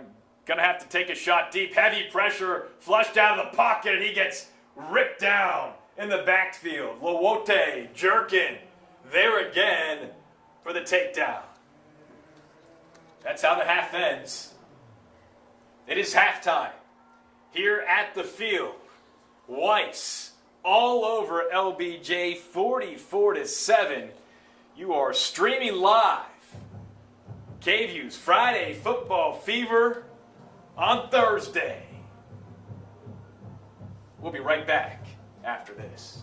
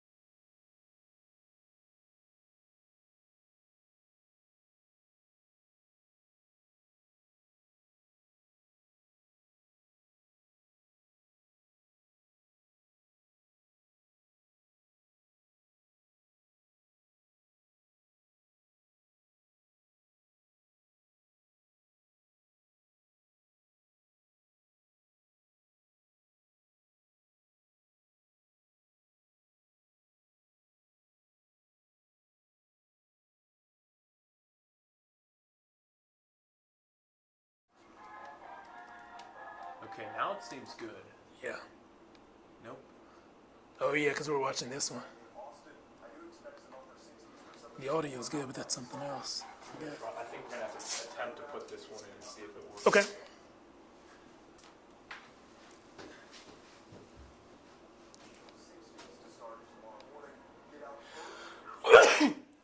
Excuse me. Oh, yeah, because we're watching this one.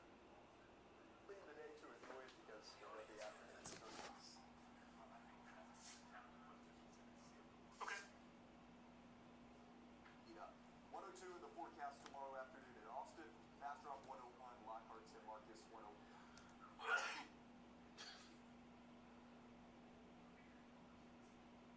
1 to 100, maybe a few of the coolest spots in the ocean.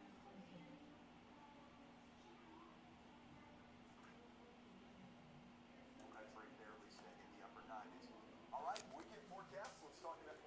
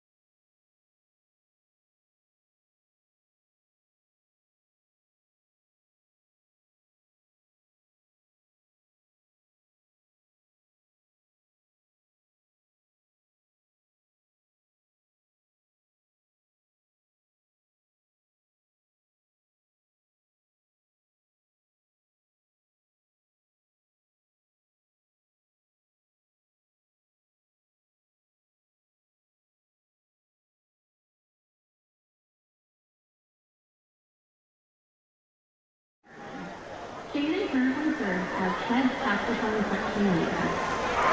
John Eric Garcia Jr. John Eric is being escorted by Mom Sylvia, Tia Sarah, Theo Eric, and Theo Robert. Reese Gardner. Reese is being escorted by Mom Marlis and Dad Brandon. I bet you did. Sophia Gill. Sophia is being escorted by Mom and Dad Brandon. Sophia currently serves as the band president and alto sax section leader. Anthony Gonzalez. Anthony is being escorted by Mom Raymond and Dad Antonio. Alicia Gutierrez. Alicia is being escorted by Mom Teresa Zaragoza. Alicia is currently serving as drummaster. Isabel is being escorted by Mother Hope and Father Louis. Isabel currently serves as a band section leader and a choir section leader. Carrie Thompson. Carrie is being escorted by Dad Ed, Mom Corey, Brother Adrian, and Sister Connie. Carrie currently serves as band vice president. TJ Leland. TJ is being escorted by Mom Maria and Dad Paul Leland. TJ currently serves as a section leader. Kinsley Lumpkin. Kinsley is being escorted by Mom Humphrey and Dad Jones. Kinsley currently serves as Millstone section leader. Hunter Griffin Martinez. Hunter is being escorted by Mom Holly, Dad Scott, and Sister Haley. Hunter currently serves as speaker crew captain and equipment crew co-captain. Adeja McDowell. Adeja is being escorted by Mom Diana McAvoy and Sister Joanna McDowell. Adeja is currently serving as uniform captain. Paige Meadows. Paige is being escorted by Aunt Julie and Uncle Jason. Paige currently serves as a drum leader. Matthew Melvin. Matthew is being escorted by Mom Anna and Dad Brown.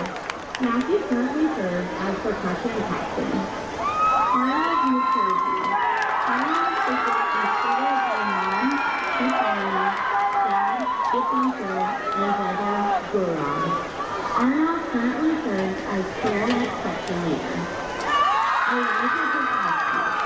Elijah is being escorted by mom, Sarah, dad, Jeremy, and siblings Joshua and Juliet. Elijah currently serves as tuba section leader. Ava Sam. Ava is being escorted by mom, Olivia, brother, Albert, and dad, Brandon. Ava currently serves as little league section leader. Austin Todd. Austin is being escorted by mom, Monica, and sister Ava. Gavin Reynolds. Gavin is being escorted by mom, Jenna, sister Jack, dad, Peter, and stepmom, Juliet. Tia Singleton. Tia is being escorted by the Singleton family, the Laura family, and the Scott family. Nadelman Baxter. Nadelman is being escorted by mom, Judy Ramirez, and her son, Baxter. Luke Walker. Luke is being escorted by mom, Amanda, and dad, Baxter. Luke currently serves as trumpet section leader. CJ Williams. CJ is being escorted by mom, Renata, and dad, Jordan. Jacob Villas. Jacob is being escorted by Horace Villas and Michelle Villas. Allie Claire Shaw. Allie is being escorted by mom, Laura, and dad, Jacob.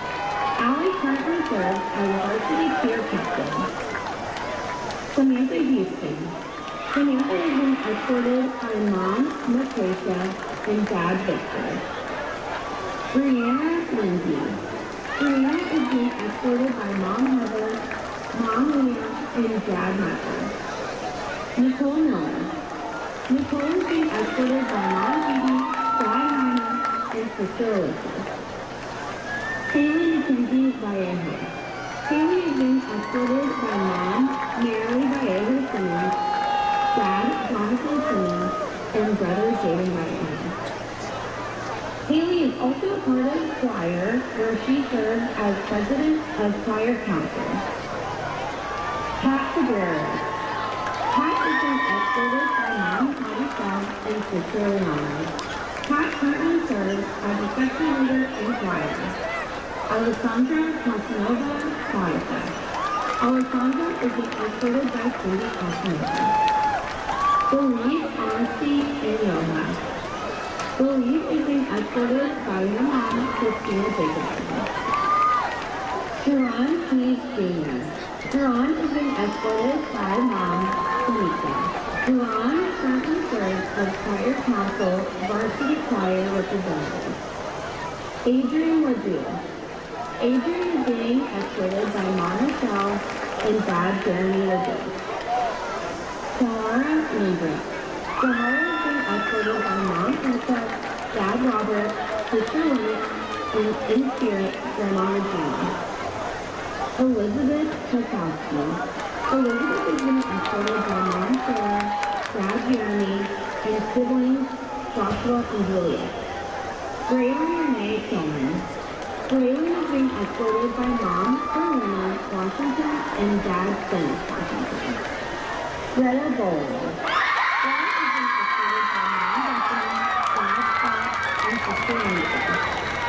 Greta currently serves on the guard senior leadership team. Daniela Chavez. Daniela is being escorted by mom, Catherine, dad, Miguel, and brothers, Michael and Pete. Daniela currently serves on the guard senior leadership team. Haley Hernandez. Haley is being escorted by mom, Donna, sister Lindsay, grandma Melissa Miranda, and brother Jonathan. Haley currently serves on the guard senior leadership team. Noah Jackson. Noah is being escorted by mom, Tiana, dad, Johnny, and sister Hannah. Noah currently serves on the guard senior leadership team. Angie Mendez Seagram. Angie is being escorted by dad, Isaiah, mom, Beatrice, and brother Alvaro. Angie is currently serving on the guard senior leadership team. Adriana Perez Lopez. Adriana is being escorted by mom, Howard, and grandma Sylvia. Adriana is currently serving on the guard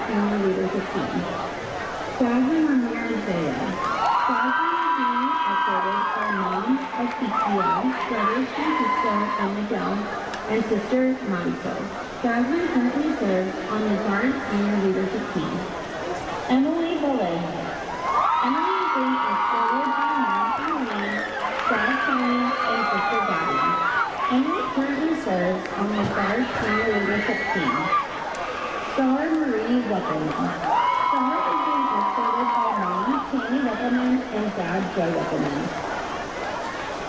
Star currently serves on the Guard Senior Leadership Team and the Guard Quartermaster. Grace King. Grace is being escorted by mom Heather Kane, dad Brian Kane, and brother Charlie. Grace currently serves as president of the social line. Cadence Cole. Cadence is being escorted by her mom Larissa, in spirit grandmother Jenny Buckley, in spirit Laura Cole, and in spirit Uncle Ricky Ferry. Molly Ann Dern. Molly is being escorted by mom Krista Dern, dad Robert Dern, and her sister Abigail Dern. Molly currently serves as colonel of the base officer line. Abigail Escudero. Abigail is being escorted by mom Erica Nunez and dad Fernando Williams. Carol Jones Severa. Carol is being escorted by mom Lynn, dad Ken, and sister Allie. Sarah Grace Maldonado. Sarah is being escorted by her mom Brittany, her Mimi, her papa, and her cousin Wanda. Sarah currently serves as secretary on the social officer line. Allie Ray Elizabeth Young. Allie Ray is being escorted by mom Cassandra, dad Dustin, and brother Eli. Olivia Reddick. Olivia is being escorted by mom Angela, dad David, and sister Sydney. Elena Schmidt. Elena is being escorted by mom Amanda and sister Britt. Mia Shepard. Mia is being escorted by mom Kimberly Wilson, dad Adrian Shepard, stepdad Marvin Wilson, and grandfather Emmanuel Linwell. Keziah Marie Steve. Keziah is being escorted by mom Giovanna Steve, dad Calvin Steve, and brother Calvin Steve. Sarah Bowe. Sarah is being escorted by dad Ned, mom Lauren, and brother Ryan.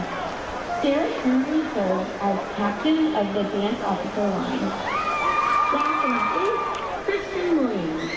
Kristen is being escorted by mom Melissa Williams, dad Brandon Williams, and sister Malia Williams. Band is under the direction of Ian Young, Emily Chacon, John Wesley, and Hunter Longhorn.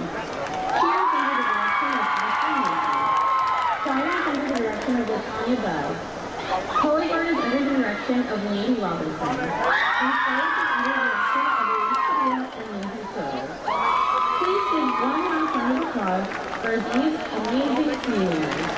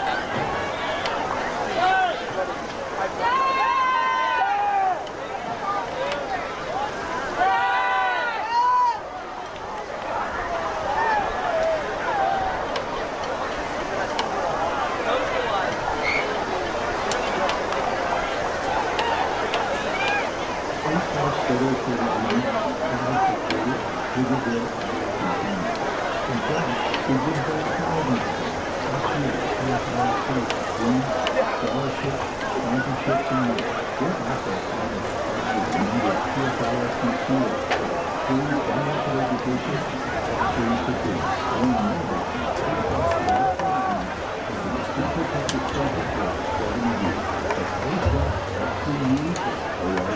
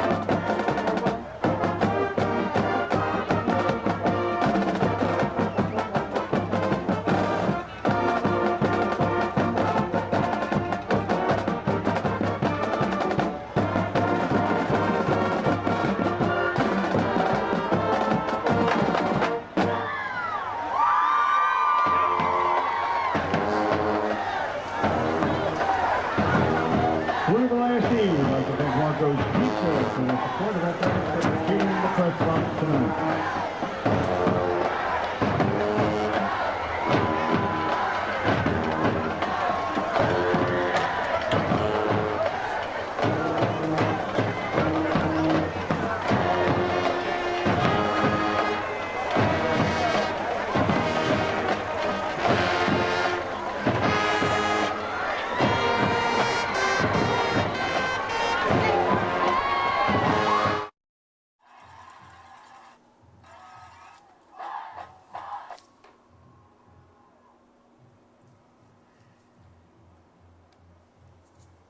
Hello and welcome back to the field for the second half between Weiss and LBJ. Look at the red moon here high above the city of Pflugerville, 25 minutes north of the wonderful city of Austin. You are watching KVUE's Friday Football Fever. On Thursday, the Wolves, a dominant first half, up 44-7.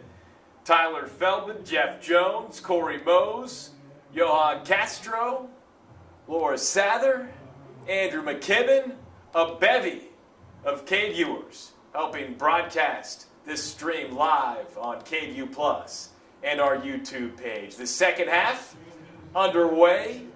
The Wolves up big. Jeff, it was all Weiss in that opening half. We got to see how talented the offense is. And if you're LBJ, a little momentum late in the second quarter, finding the end zone for the first time. But now it's, as head coach Joseph Rawls told us earlier in the week, us versus us, not us versus them. Yeah, you know, you talk to you guys at halftime, and I'm sure you asked them not to look at the scoreboard. 44-7 is intimidating. It's scary, and you can't make up that difference in one play. Instead, you have to have that us versus us mentality. Can this be the best we've ever executed this play right here, right now? Flag on the play, and I'm not sure that's the best the Jags have executed that play tonight. Little wheel route for Caleb Crenshaw. Ali Scott completing that pass. Stop behind the line of scrimmage. And a penalty on the offense. So, holding on the offense. You know, and this is a good time for me to kind of point out something that we've been seeing and we talked about at halftime off camera and correct something that I said in the first half. You know, we've seen a lot of uncalled penalties. Penalties that would have helped out LBJ, and there were 2 or 3 big ones in the first half that we talked about. LBJ head coach Joe Rawls, when he was walking onto the field after a little scuffle in the first half, I said it looked like he might have been saying, hey, you touch your guys and I'll get my guys back from that scuffle. But I'm told what he was actually saying, he was talking to the referees, not to the Weiss sideline, but to the officials. And he was saying, hey, call them for our guys as well. Those late hits, those interference penalties, call them for our guys like you're calling them for the other team. So I want to correct what I thought Coach Rawls might have been saying. He went from one valid argument to another. 2nd down and 23 from the 9-yard line for the Jags offensively. 3 receivers left, 1 right. Some movement, no flag called. Scott pressured, tucks it, runs it across the 10, across the 15, out of bounds at around the 17-yard line. Weiss defensively making the smart decision to not hit Ali Scott late. Because he pulled up. Yeah, everybody on the field kind of agreed, you know. This play has gone as far as it's going to go. No contact necessary. Just step out of bounds right here. First-year head coach Joseph Rawls telling us last week's loss against Maynard was unacceptable. I'm not sure what word he would use to describe his team's first half here tonight. It's 3rd and 15 from the 17. Scott, deep, far sideline. Makuba. Wow. There's the flag.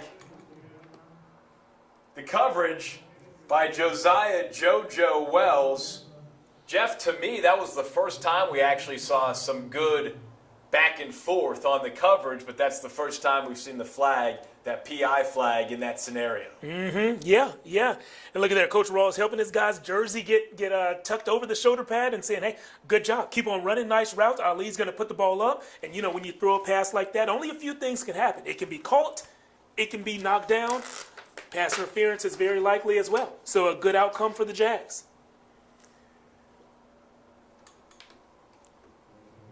Fresh start for LBJ offensively. 1st and 10 now from the 32-yard line. Trips left. Top of your screen. Scott. Shotgun. Hands it off. And there's some pushing and shoving. Not a lot on that carry by Caleb Crenshaw. Last week against Maynard, 89 rushing yards, 77 receiving yards, 1 rushing touchdown. He had 89 rushing yards.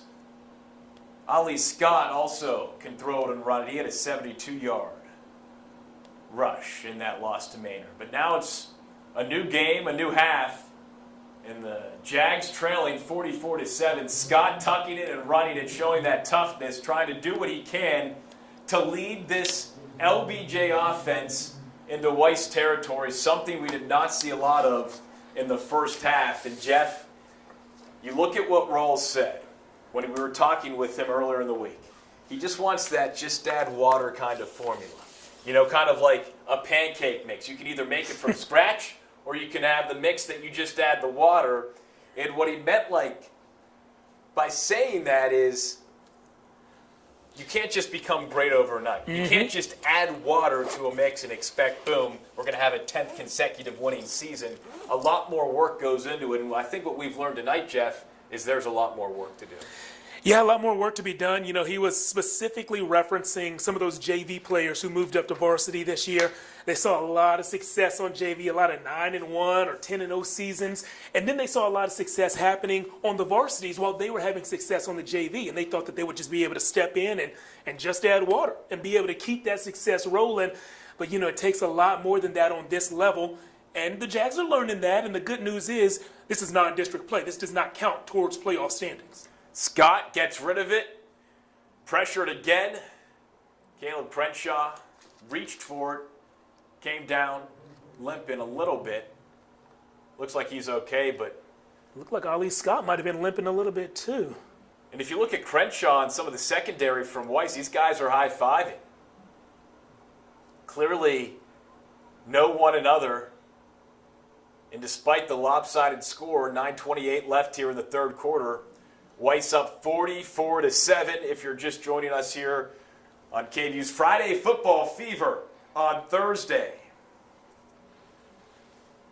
Coach Rawls telling us, quote, it's going to be a challenge, but ultimately it's about how we perform. Well, we've seen how they've performed tonight, and it just hasn't been good enough.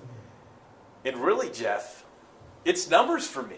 Mm-hmm. Way too many guys for LBJ having to play on both sides, offensively and defensively. Weiss, much different story, and you look at the 6A versus 4A situation. Yeah, and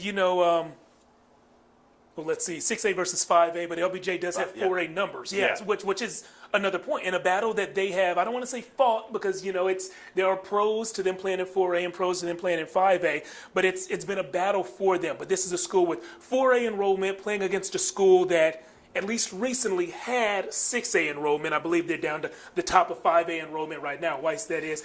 But you say it's just numbers. I think numbers play a huge role in this one, and we knew that they would. I also think it's that experience in the trenches. You put those two things together, and it's an uphill battle, LBJ has at least two players along the offensive and defensive lines who play both ways. And when you ask the big guys to play triple-digit snaps in this kind of heat, that's tough. And so Coach Rawls was very honest with us when he told us them jumping out to an early start does a lot. Because down the stretch, they're going to get a little tired, they're going to get a little beat up.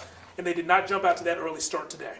Makuba somehow gets it off. Daniel Berry retrieves it around the 40-yard line, cuts outside, then inside, dragged down and around the 44-yard line. That's where Weiss will take over already in LBJ territory. Christopher Coleman on the tackle there.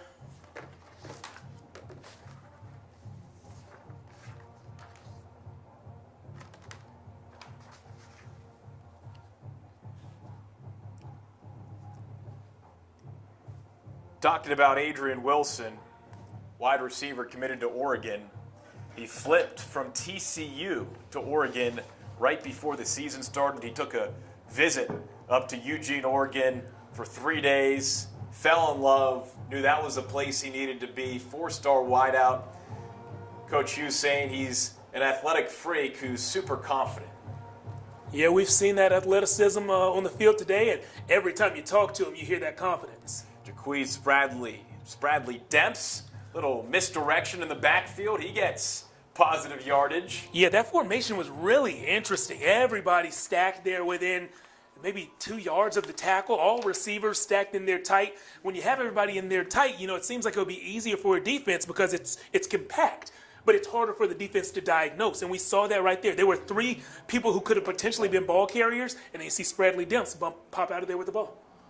Handoff to Braden Woolley down around the 30-yard line, good enough for a first down, and Weiss moves the chains. 5 D1 commits on this Wolves team. Adrian Wilson, just talked about him, committed to Oregon. Chad Otutu, we've said his name a lot tonight, UNLV. Jaquez Spradley Demps, North Texas, but Coach Hughes saying if he has a big season, he thinks a lot of other colleges will be calling. You know who's going to be calling him most, though, is North Texas, especially if that big season we expect happens. He could be the pride of the Mean Green's recruiting class, him along with another really dynamic wide receiver from our area, Vandergrift senior Miles Coleman. Both of them are committed to UNT right now, and the Mean Green, the guys from just north of Dallas, are going to do everything they can to hang on to him. Braden Woolley, another nice run, rushing off the field. Nehemiah Griffin, they call him Nene. He's a junior, the center. Watch him whip. And watch him Nene.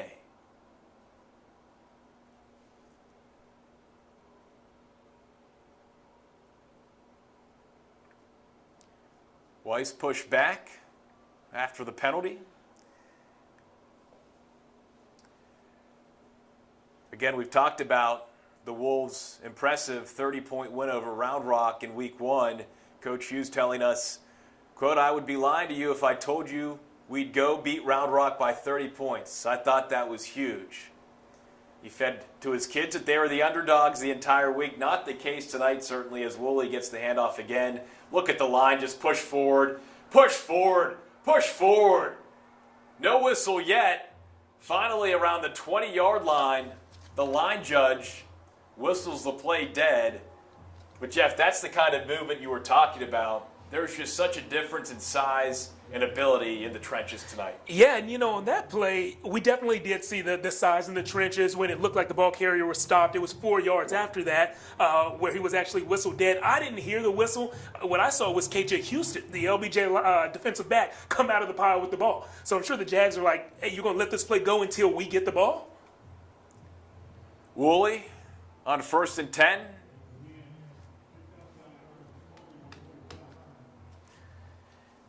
Around the 20-yard line, he's tripped up.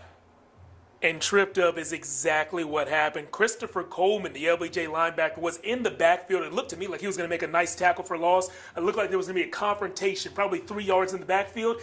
Instead, a little sidestep by the Weiss back made it a 2-yard gain. 2nd and 9 from the 20. Brown throws it right to Aramillo. Pretty much no gain on that play. 3rd down and 10 now from the 21. They actually lost a yard. Back to our college commits list. 2 more. Peyton Morgan, safety, committed to Texas Tech, and then Styles Goodman, we've said his name a ton, heading to Navy. 3rd and 10 from the 21. Brown, play action. On his feet, on the run, and gets picked off again. Did he maintain possession as he hit the ground to make that catch? Was right there. Trey Young Henderson, can't believe it, right in his hands. Looks like and he is may he be injured? Yeah, he Did may he be fall injured awkwardly? there. They're looking at the knee. He's tapping his helmet. Just don't like seeing that, Jeff. No, and as we mentioned a moment ago, we got a lot of guys who are playing both ways. Trey Young Henderson, he's a guy whose name we've called on offense and on defense. Almost had a great red zone interception right there, and the way they're stretching him, that tells me it might be a cramp in his calf. And cramps come from, overuse of muscles, especially in the heat, dehydration. And these are things that you expect when you have guys playing as many snaps as they are forced to play. And what's hard to believe is stopping by LBJ practice during the preseason. I remember it was a blistering hot, late morning, early afternoon, as you see Trey Young Henderson, the senior, hopping on his left. Hopping on his left, elevating his right. Don't like seeing that. But it was so hot, Jeff. Constant water breaks. And that's just the reality of playing football in Texas. Yeah, it really is. And when you have these numbers, you have to practice to exhaustion because you know that's what you're going to experience, especially in the second half of these games in August and September. 38-yard field goal try for Eli Walkup. The kick is up, the kick is low, and the kick is no good. Chance for Walkup. Low liner managed to get it over the line of scrimmage, but he misses it, so the score remains 44-7. 6:25 to go here in the third quarter at the field. Weiss leading LBJ 44-7 here on KVUE's Friday Football Fever on Thursday. Jeff, at this point, I think the game is in Weiss's hands. One of the conversations earlier in the week with the Wolves, how did Coach Hughes turn this Weiss football program into a physical team? Yeah, and we're seeing that physicality pay off. We definitely saw it last week against one of the most physical teams in town, Round Rock. And LBJ is a very physical team year in and year out as well. And Coach told me something that was very surprising. He said he turned this team into a physical squad, not when they pulled the pads out in preseason, but actually over the course of the offseason. He said every single drill that could be competitive, they made it competitive. If you're in the weight room and this guy hits 8 reps, well, he's going to challenge somebody else to hit 9. This guy squats 500, he's going to challenge somebody else to squat 510. And so everything was competitive, and everything that could be hands-on was hands-on. You're seeing it pay off right here. Caleb Crenshaw finds a seam, one more man to beat, tried to bulldoze him across midfield down around the 48-yard line. And Jeff, to your point, Coach Hughes told us that every single player was given a white t-shirt, a clean slate, so to speak, during the offseason. The goal was to earn that crimson shirt. You know, it's funny, and maybe it's not funny or ironic. Maybe it is explanatory of their success. But a lot of the big name teams in town do things like that, whether it's Vandergrift, Weiss, Lake Travis. We've heard of many teams where you have to earn either a logo on your helmet or a color on your jersey. Could be another injury here. Caleb Crenshaw limping off the field. I see number 1 in the LBJ backfield. This is just getting tougher and tougher to see, Jeff. But to the point of physicality for Weiss, Coach Hughes told us that what he learned over the course of 6 months during the offseason when everyone was competing day in and day out, he learned, his coaching staff learned, and his players learned that, hey, we're a physical football team. No one expects Weiss to be a physical football team. We implemented grit, G-R-I-T, into our program, and that is certainly paying off during the first 2 weeks of their non-district schedule. Big win, 30-point win over a very strong Round Rock team, and now tonight against LBJ. Big first half. Ollie Scott going deep. Makuba, great grab. Just had it out of bounds. And he knows it. He wishes that, see that shadow or that line? He wishes that was the out of bounds line. A different kind of football line over there, huh? Deeper field. Yeah. Wider. Yeah. You know, Ali Scott didn't even have his feet set. He was moving forward in the pocket when he let that one go. And I think because he didn't have those feet set, he wasn't able to put that one exactly where he wanted it. But the fact that he was able to fling that one as far and as accurate as he was on the move, that's really impressive. 5:04 left in the third quarter. 3rd down and 10 from the 48 for LBJ, trailing 44-7 to the Weiss Wolves. Scott from the shotgun. Takes a snap, rolls right, throws on the run. On the money, big hit, big catch, they say. Yes. Corey Chester. Nice grab. I don't see the offense moving up. I don't know if they called that one a catch or not. I believe that might have been just out of bounds, or maybe he dropped it on contact. Near sideline, the Weiss bench. Can they sit down? No, I'm just kidding. I'm just kidding. Unsurprisingly, Jeff, correct? 4th down and 10 now from the 48. You know, just like Jax Brown and Ali Scott, I care a lot about my accuracy. We know. And that's why we love you. That's one of the main reasons. L-bombs from all of the KVUers. I appreciate it. Makuba just gets it off. Soft liner, dribbles out of bounds around the 35-yard line. That's kind of been the night for LBJ.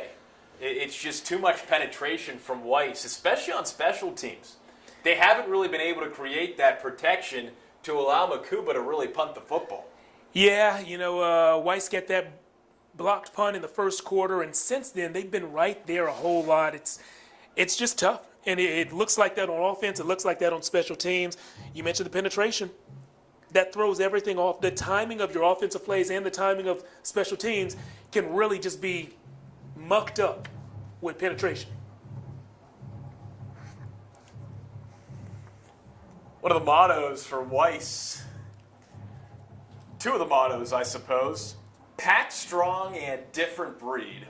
We've seen the strength, and we've seen how this Weiss team can be, let's say, a different breed. Talking with Jax Brown, he said, we're definitely a different breed of athletes. And pack strong, hey, we're all in this together. We're all one. We can do anything if we just work together with what we have around us.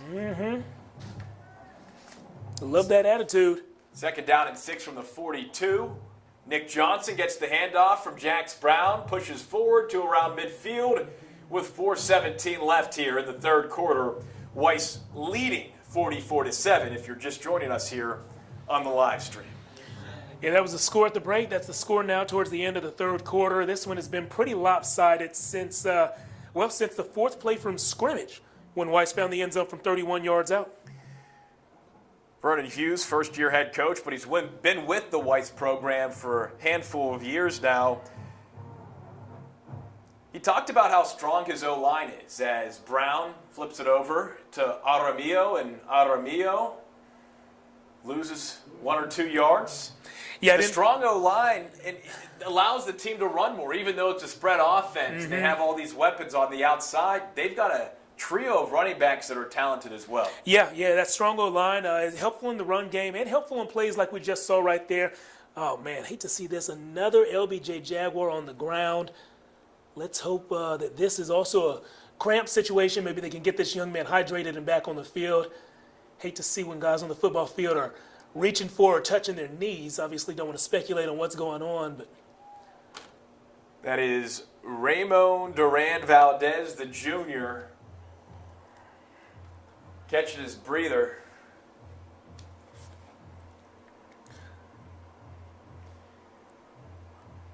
Ramon, one of those guys who is capable of playing both ways, but is a starter on defense and kind of a reserve interior lineman on offense.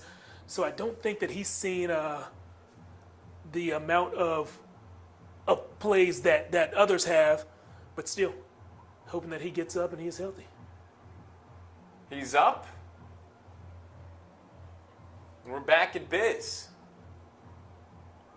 3:40 left in the third quarter. Weiss up 37. Brown hands it off to Johnson, and Johnson just high steps his way across midfield, across the 45, down around the 44-yard line in LBJ territory. Yeah, we told you that he's the bruiser. He's the power back. Typically, whether you're talking at a high school level or if you're talking in the NFL, with a guy like Derrick Henry, those power backs get stronger as the game goes on. As a linebacker, you don't want to hit the big dudes for 4 quarters. Brown play action, deep ball. Adrian Wilson, the intended receiver, throws his hands up. Coverage there by Antoine Baker. Only a sophomore. They call him Sticks. Going up against one of the top receivers in the state. So Antoine is a sophomore, a track star. He runs a 51 in the 400, and he might be the second most athletic person in his family. His sister, little sister, is a 6'3" freshman on the LBJ volleyball team. Shout out, little sis. Love that. Family of athletes. Jax Brown, quick punt. Kicks back, then rolls forward. Daniel Berry. Jaquiz. It's Bradley Debs. Touch it up. And LBJ will take over from their own 16, 17-yard line. Trailing 44-7. 2:50 to go here in the third quarter.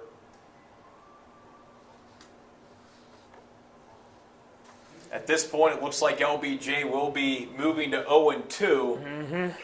Not the way you'd like to start a season, especially when you look at how successful this LBJ program has been over the years under Jamal Fenner, who has taken a great job with Texas, with the Longhorns. Yeah, one of their recruiting stars over there.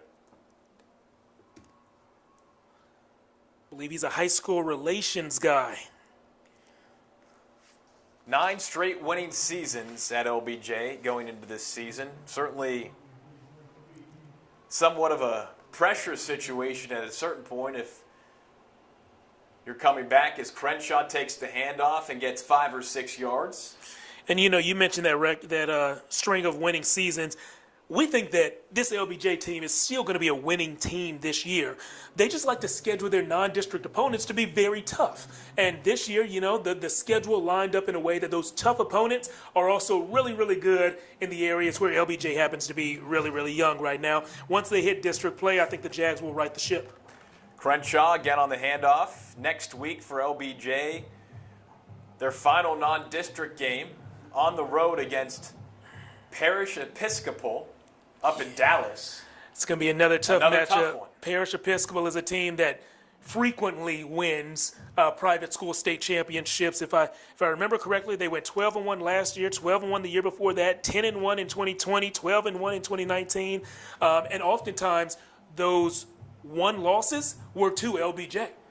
Ollie Scott checks down, keeps it himself, about 2 yards shy of the first down marker. That was on 3rd and 5. And then if you're Weiss, on the other side, the Wolves on the road against Converse Judson next Friday night. So you play the Thursday night game, you get the extra day. 4th and 2, Jags. Offense still out there. Not a surprise. 4th down and 2 from the 36.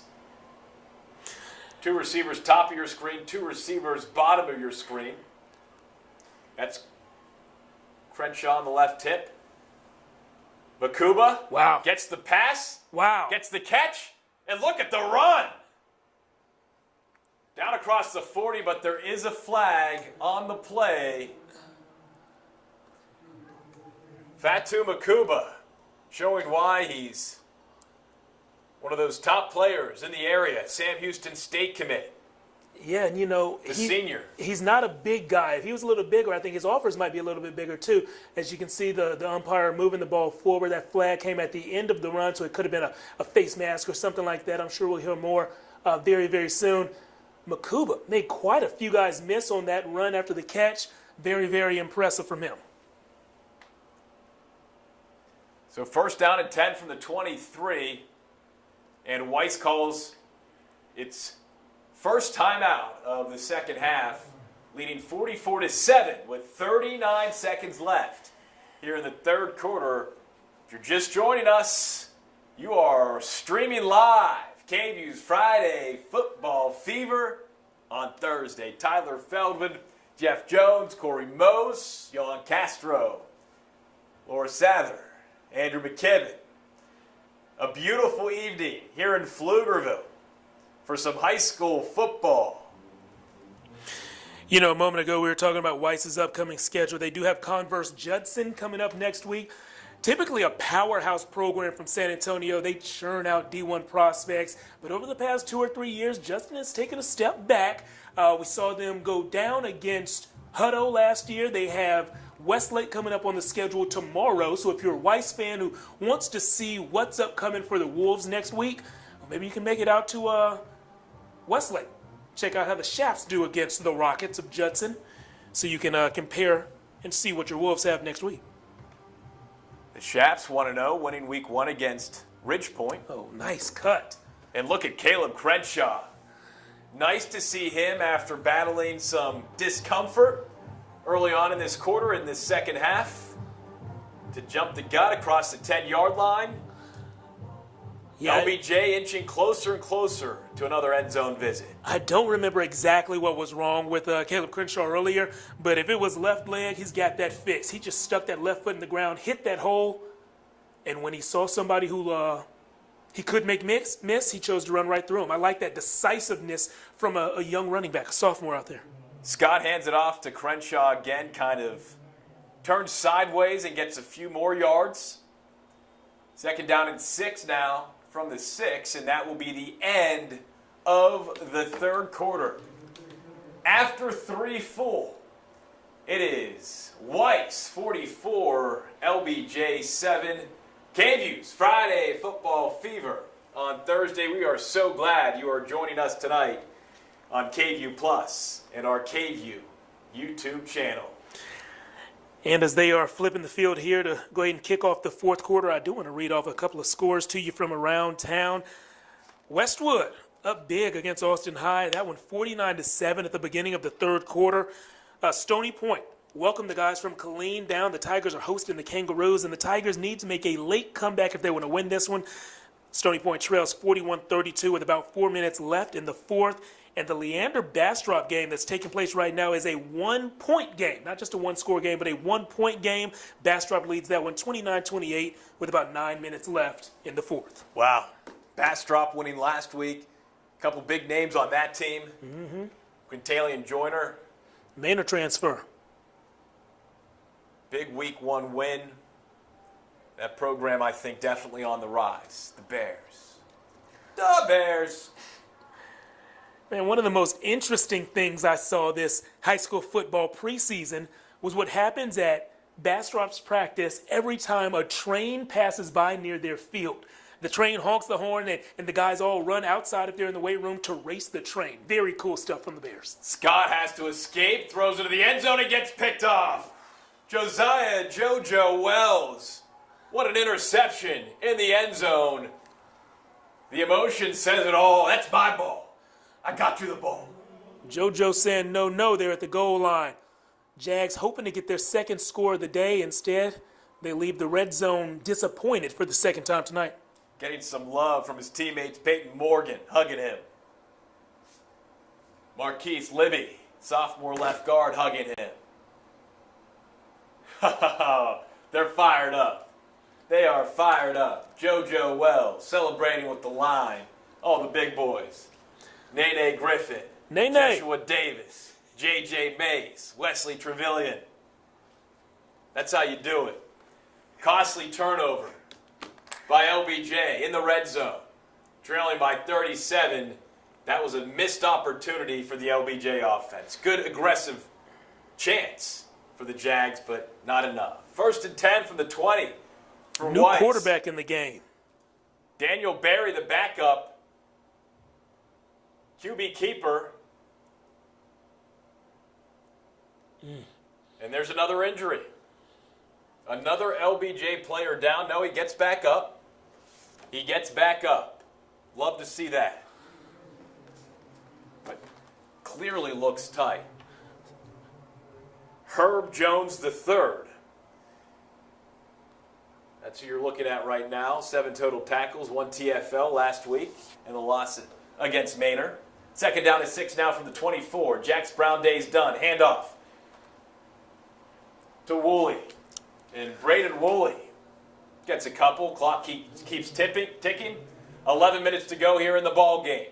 Weiss leading 44-7. 3rd down and 3 now from the 27 for the Scarlet and Black.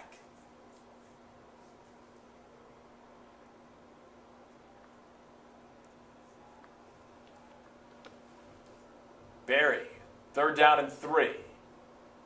Hands it off to Woolley, and Woolley sprays forward. That'll move the chains out past the 31, 32-yard line for the 1st down. Getting to see some of the other weapons on this Weiss team. Daniel Berry, kind of a do-it-all guy. Plays wide receiver, returning punts, returning kicks. Certainly more mobile. But you have to like what you see from Jax Brown tonight. Did have that 1 interception, but we saw what this offense can be when they are clicking. Yeah, definitely. Brown has a command over the offense, but it's great to have a guy like Daniel Berry backing him up with a different skill set.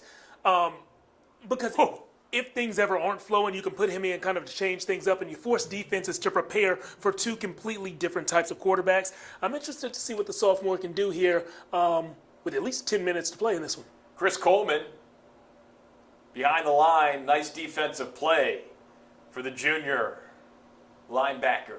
2nd down and 12 from the 30, under 10 minutes to go in this ball game.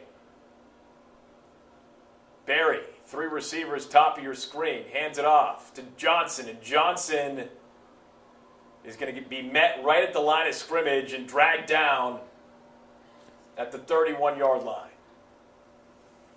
They're giving him forward progress. 9 minutes to go.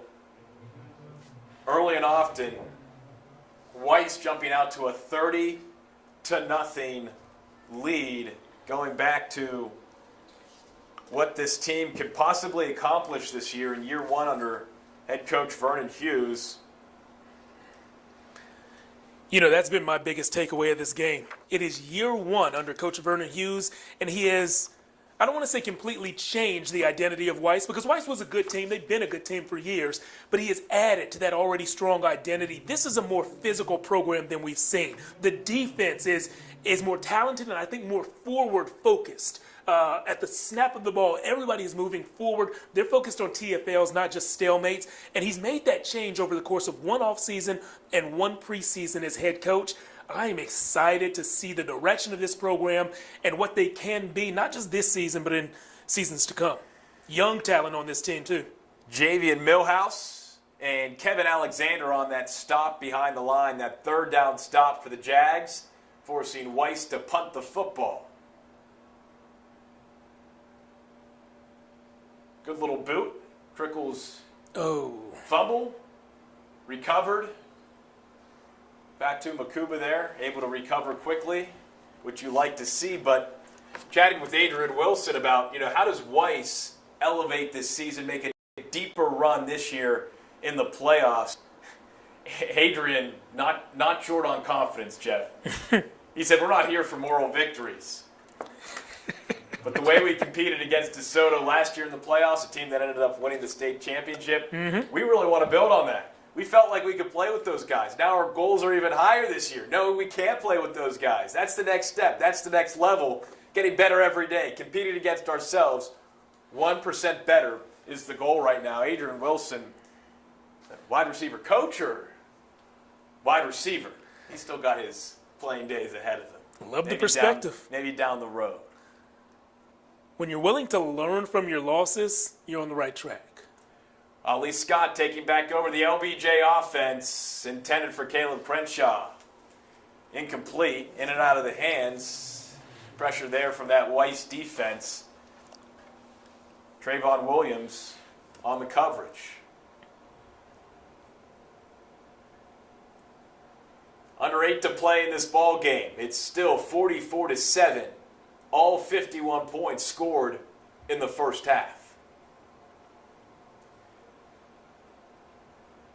Weiss running the football, keeping that clock running here, up big in the second half. Scott takes the snap, flushed out, throws on the run. Makuba there, open. Oh. Makes the catch. Biggest play possibly of the game for LBJ. And two Weiss players in the secondary actually collided trying to make that play. Jaden Bourgeois McDaniel Jr. is on the right, and then on the left is Josiah JoJo Wells. Both juniors, both cornerbacks, hoping both of them are okay. They collided.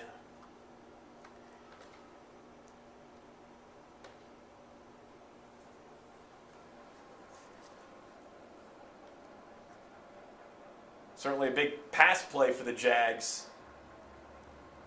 But a scary moment here for Weiss, up 37 points. And at this point, when you're up that big, I think it makes it even tougher. You love to see your guys still playing hard. But at the same time, a collision like that can be very scary. Yeah, definitely. Definitely. Great to see them both moving around. It looks like one of the young men is sitting up already. Maybe the other one will sit up very soon. So it's great to see those good signs, but man, all these injuries. Ooh. All right, both on their feet. That is a good sign. They both went for Makuba, and Makuba kind of slid through the play, slid through the tackle, and instead they collided with one another.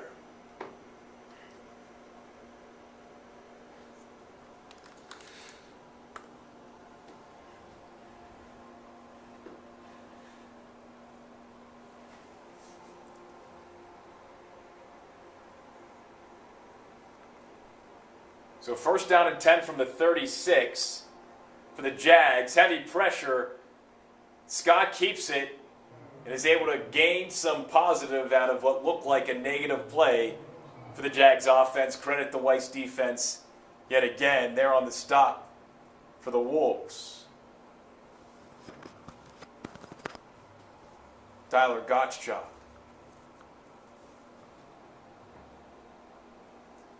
7 minutes to play. Weiss up 44-7. Second down and 7 from the 33.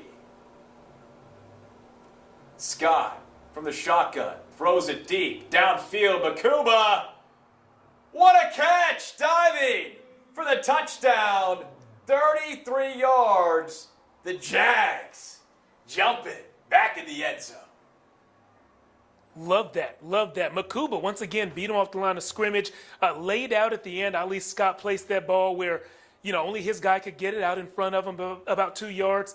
Gave up his body for the touchdown. You love to see that when your team is down by more than 30 points. The game is out of reach.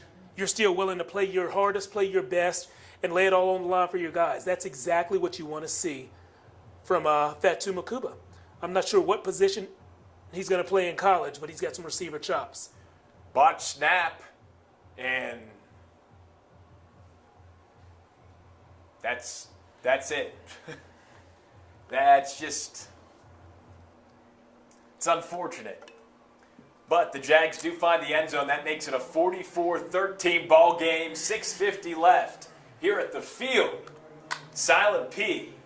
That's how Pflugerville does it. And I think it is fantastic. Also, Silent P. Certainly phenomenal.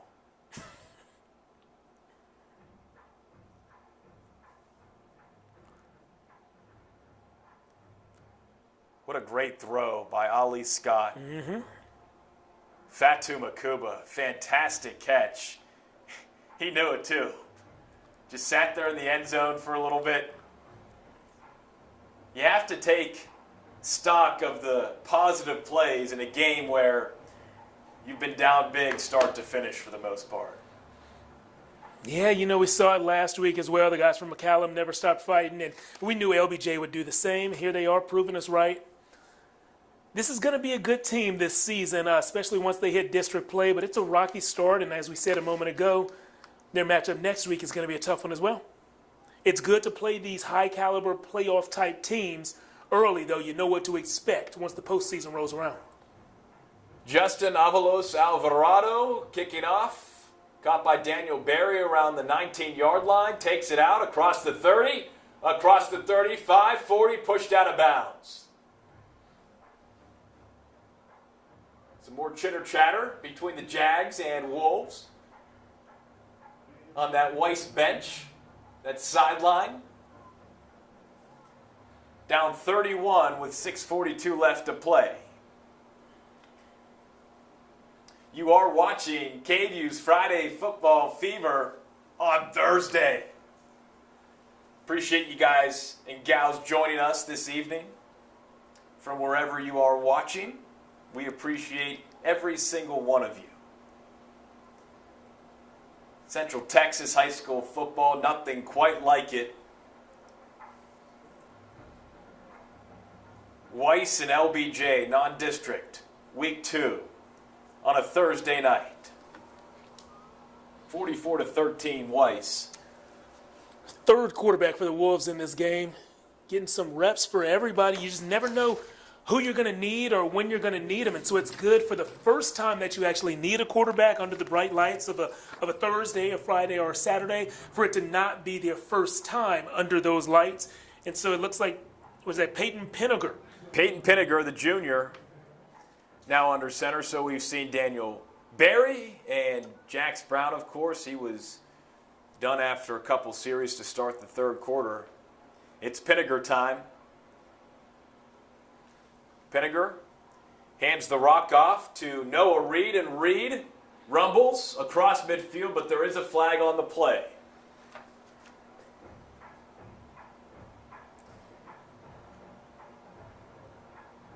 Holding on the offense. That'll push back the Weiss offense. You're getting some of your reserves, Jeff, some of your backups, some of your guys that won't be seeing a ton of game action, but this is that time where you can gain some experience, and that only benefits the team. Yeah, definitely. If not this season, then hopefully next. But getting experience is very important. I remember the first time I played in a varsity game, it's a feeling you can't replicate in practice. So it's good for them to get that feeling out of the way right now before they're actually called upon in a time where they are truly needed. Pinniger hands it back off to the senior Noah Reed. Clock keeps ticking. About 5.5 minutes to go here in the ball game. 3rd down and 13 from the 37 for Peyton Pinniger in this Weiss offense. Of course, the starting quarterback, Jax Brown, only a junior. Offers from Arizona State and Pitt. High expectations for Mr. Brown. Incredible kid, team leader. That's what we hear about him. One of those guys the team feeds off of. And speaking of feeding, Noah Reed gets fed the football and eats up a large chunk of yardage. That's a 1st down. Chains keep moving, so does the clock.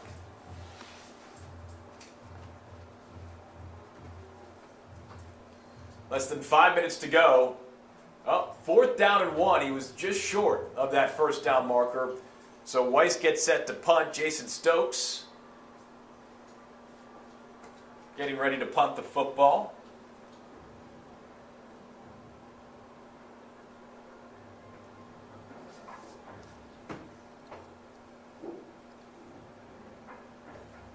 And we have Styles Goodman now cramping, and now he's going to run off. Now he's cramping.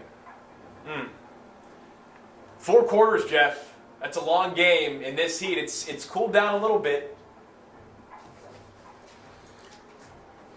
but still hot.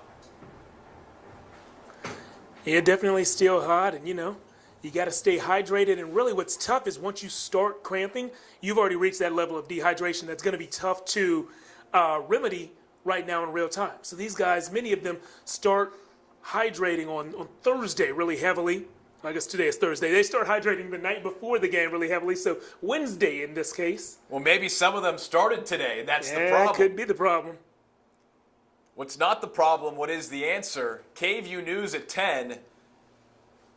All your news, weather, and sports. Jeff Jones, he'll have highlights from this game and much more coming up on KVUE News. You can stream that on KVUE Plus, our YouTube page, and of course, on TV, cable. What's also been fun about these games on Thursday night, Jeff, Corey Mose, Mr. Fashionable, Mr. Energy, Mr. Positivity. He gets to go down on the field and award our Athlete of the Week award.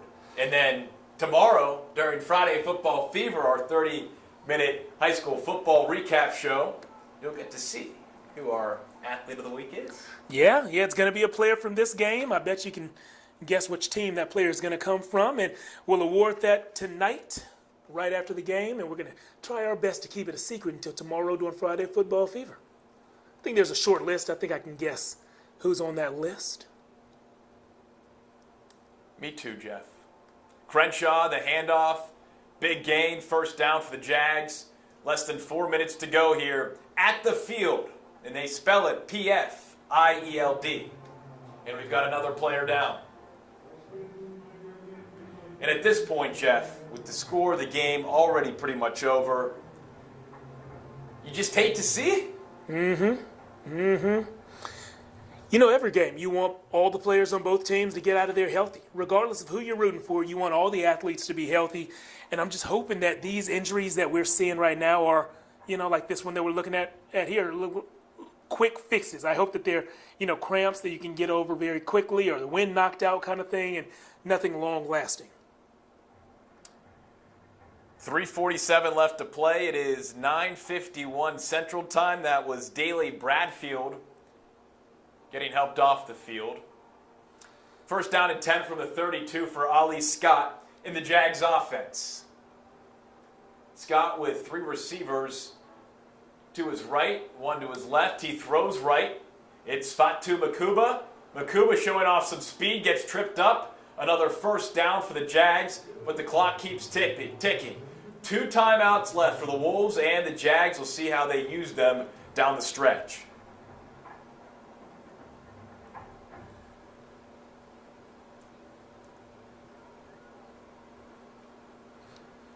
Yeah, LBJ, they're struggling in this game clearly, and they're a little outmatched here, but they have had some guys who pop. In fact, Makuba is definitely one of them. Caleb Crenshaw, I like him, and he's a guy who I've had my eye on for, well, over a year, actually.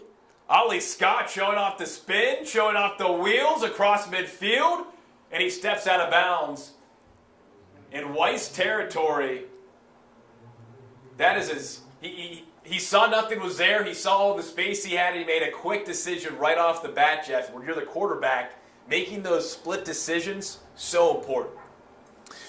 Yeah, making those decisions very important. And for all of LBJ right now, I think this time is very important because this game is over. Everybody knows that. But this is a chance at more than a scrimmage, getting like live reps. You know, so you're running plays right now against an opponent that isn't used to playing against you. So these are very different than practice reps. And these are reps that will count later in the season, even if this game is, you know, for all intents and purposes, over. Scott back to Makuba. That connection has been fantastic here as of late. Ollie Scott, Fatu Makuba, two of the big-time stars on this Jaguars team, gets pushed out around the 28-yard line with 2.5 minutes to go. Just a quick little slant to the outside. Here we go. First down and 10 from the 28 for Ollie Scott. He again has 3 receivers to his right. Quick pass to Makuba, trying to get some blockers out in front, and he's able to push forward for about 4 yards. These quick passes, obviously, defensively for Weiss right now, a lot of the starters are out, so the movement's a lot different, with LBJ still having a lot of their starters in offensively. And again, they don't really have a choice. Yeah, that's a good point. You know, the limited depth on this team means that those starting players, regardless of who's up and by how much, those starters are probably going to get the bulk of the reps. Scott looks right. He's using his feet across the 10, and he pushes forward, then he gets hit out of bounds around the 3-yard line.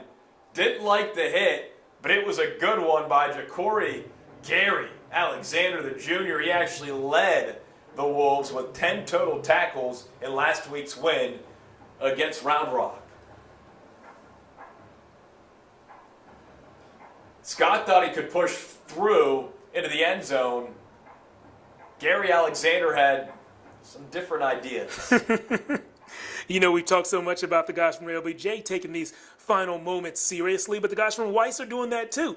I told you this defense looks like it's the real deal, and they want to keep as few points on that board as possible. Crenshaw! Caleb Crenshaw, 2-yard touchdown, and it's now 44-19. Jags, there's only 2 minutes left, inching closer than maybe we thought, Jeff. Yeah, I don't know that they're going to have time to come back into this one. And we see Crenshaw still struggling to... Ramping up again. Yeah, just struggling to run or jog normally.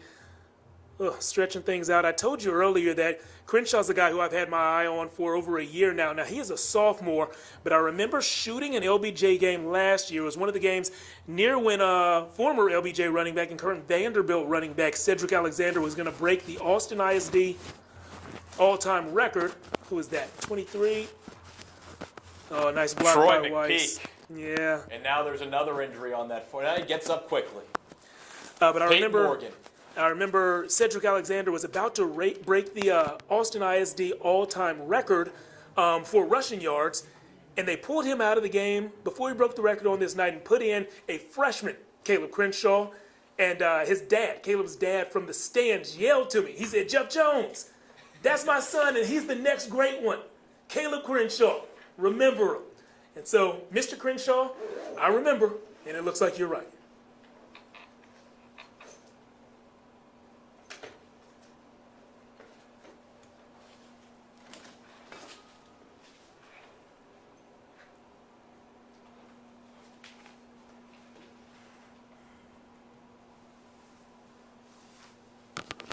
So 2 minutes to go here in the fourth quarter. Weiss leading 44-19 after another botched try after the touchdown.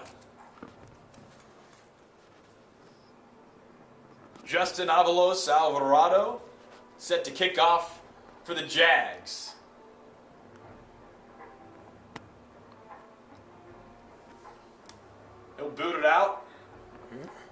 20-yard line, out of bounds. That's a penalty. So the Wolves will get going from the 40-yard line. 2 timeouts left for both the Jags and the Wolves. We'll see how LBJ decides to use them here on this Weiss drive. And for those of us who are trying to get to the 10 o'clock KVUE live shot location, it being 9:58, we hope that those timeouts just stay in their pockets.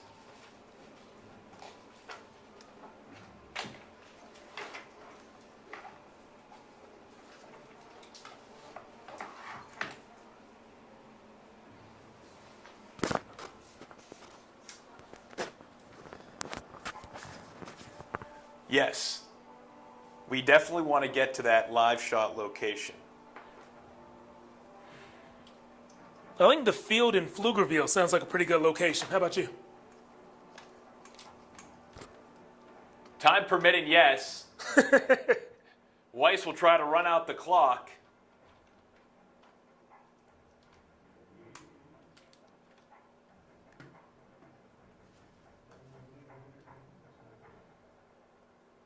Minute 45 left in this ball game. It's been over since pretty much the first quarter.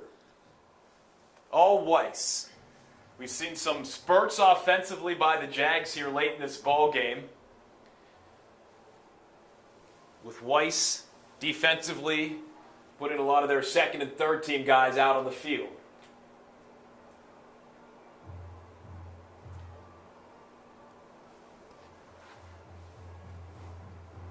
Here come the Wolves. Another handoff. Wow. Jags not giving up, still going full steam ahead. No read on that carry for the Wolves. Minute left to go in this ball game.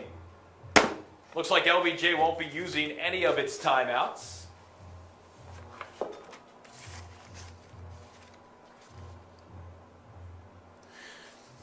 Got to give a shout out to Kevin Alexander, the defensive end, who just squared up the running back perfectly there. Delivered a tough shot and kept his feet moving. That's teaching tape right there. And sometimes that's hard to deliver with 30 seconds left in the game that you're losing this bad. 30 seconds to go.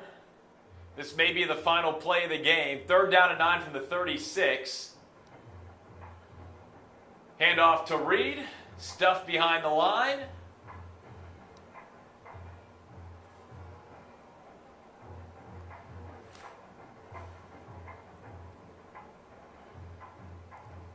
LBJ has used its second to last timeout.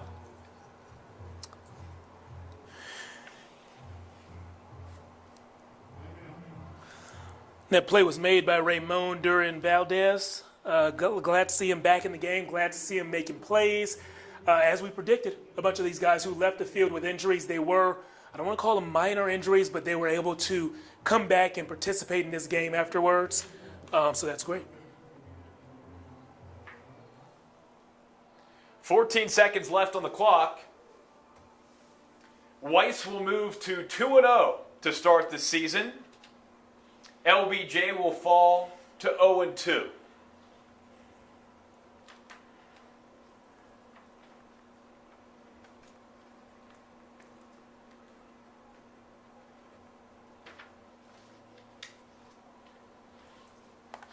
Fourth down and 11 from the 34.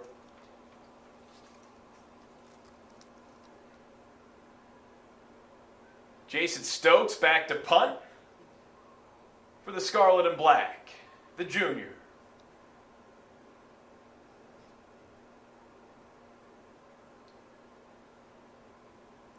Tyler Gottschalk, the long snapper. The punt. And you know what? If they let that, they shouldn't touch that one. Just let the clock run to 0. And that's it. Yeah.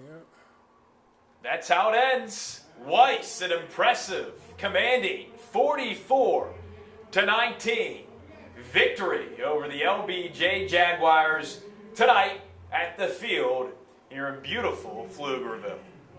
We will be wrapping up our broadcast quickly so we can get prepped for our 10 o'clock newscast on KVUE News at 10.